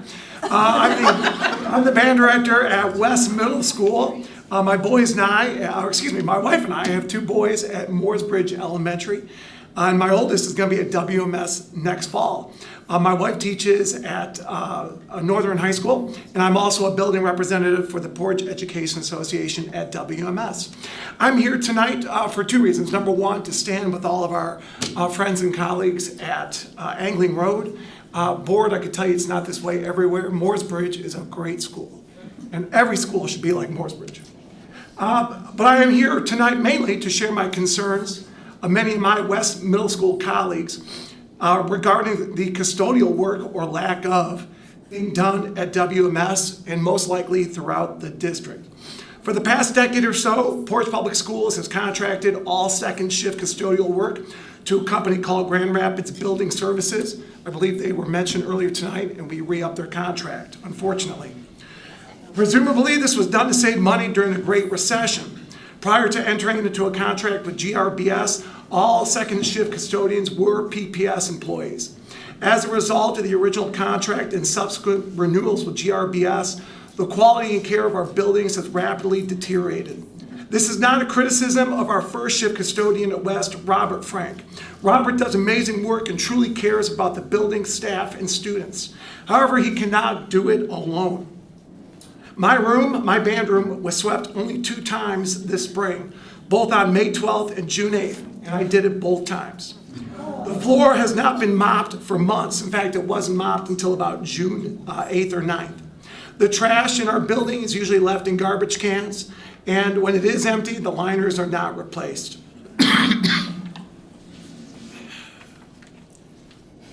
The floor, when it was mopped the last week of school, only was cleaned because I sent our assistant superintendent, Johnny Edwards, and the GRBS supervisor, Caleb Stevenson, an email, I believe, the second to last week of school. It should not take an email for them to clean my room and the rooms, all the rooms at West Middle School. Our students, staff, and community deserve better than this. The community has graciously and generously approved multiple bond issues for new facilities and building renovations. When I started here in 2007, the district didn't look anything like this. And we are so lucky to have what we have today. West Middle School is a beautiful school. However, our school will deteriorate faster than expected with a lack of care and concern. I urge the board to terminate the GRBS contract and hire full-time PPS custodians for all buildings in our district, mainly second shift. We have the money to do this. Thank you for your time and consideration.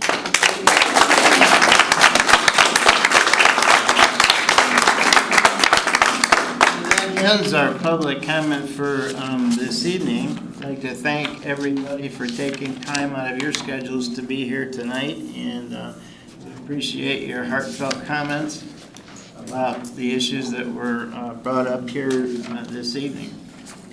We appreciate it very much, and we thank you for being here. Any other comments from trustees?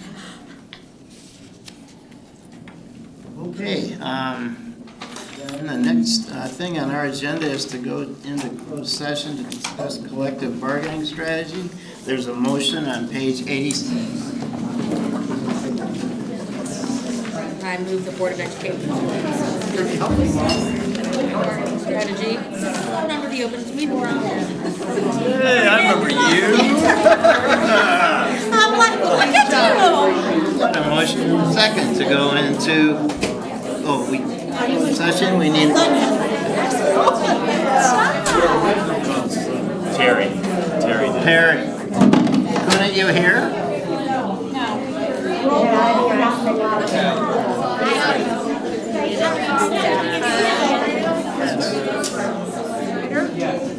Hamilton? Yes. I gotta get to it. Have a quick.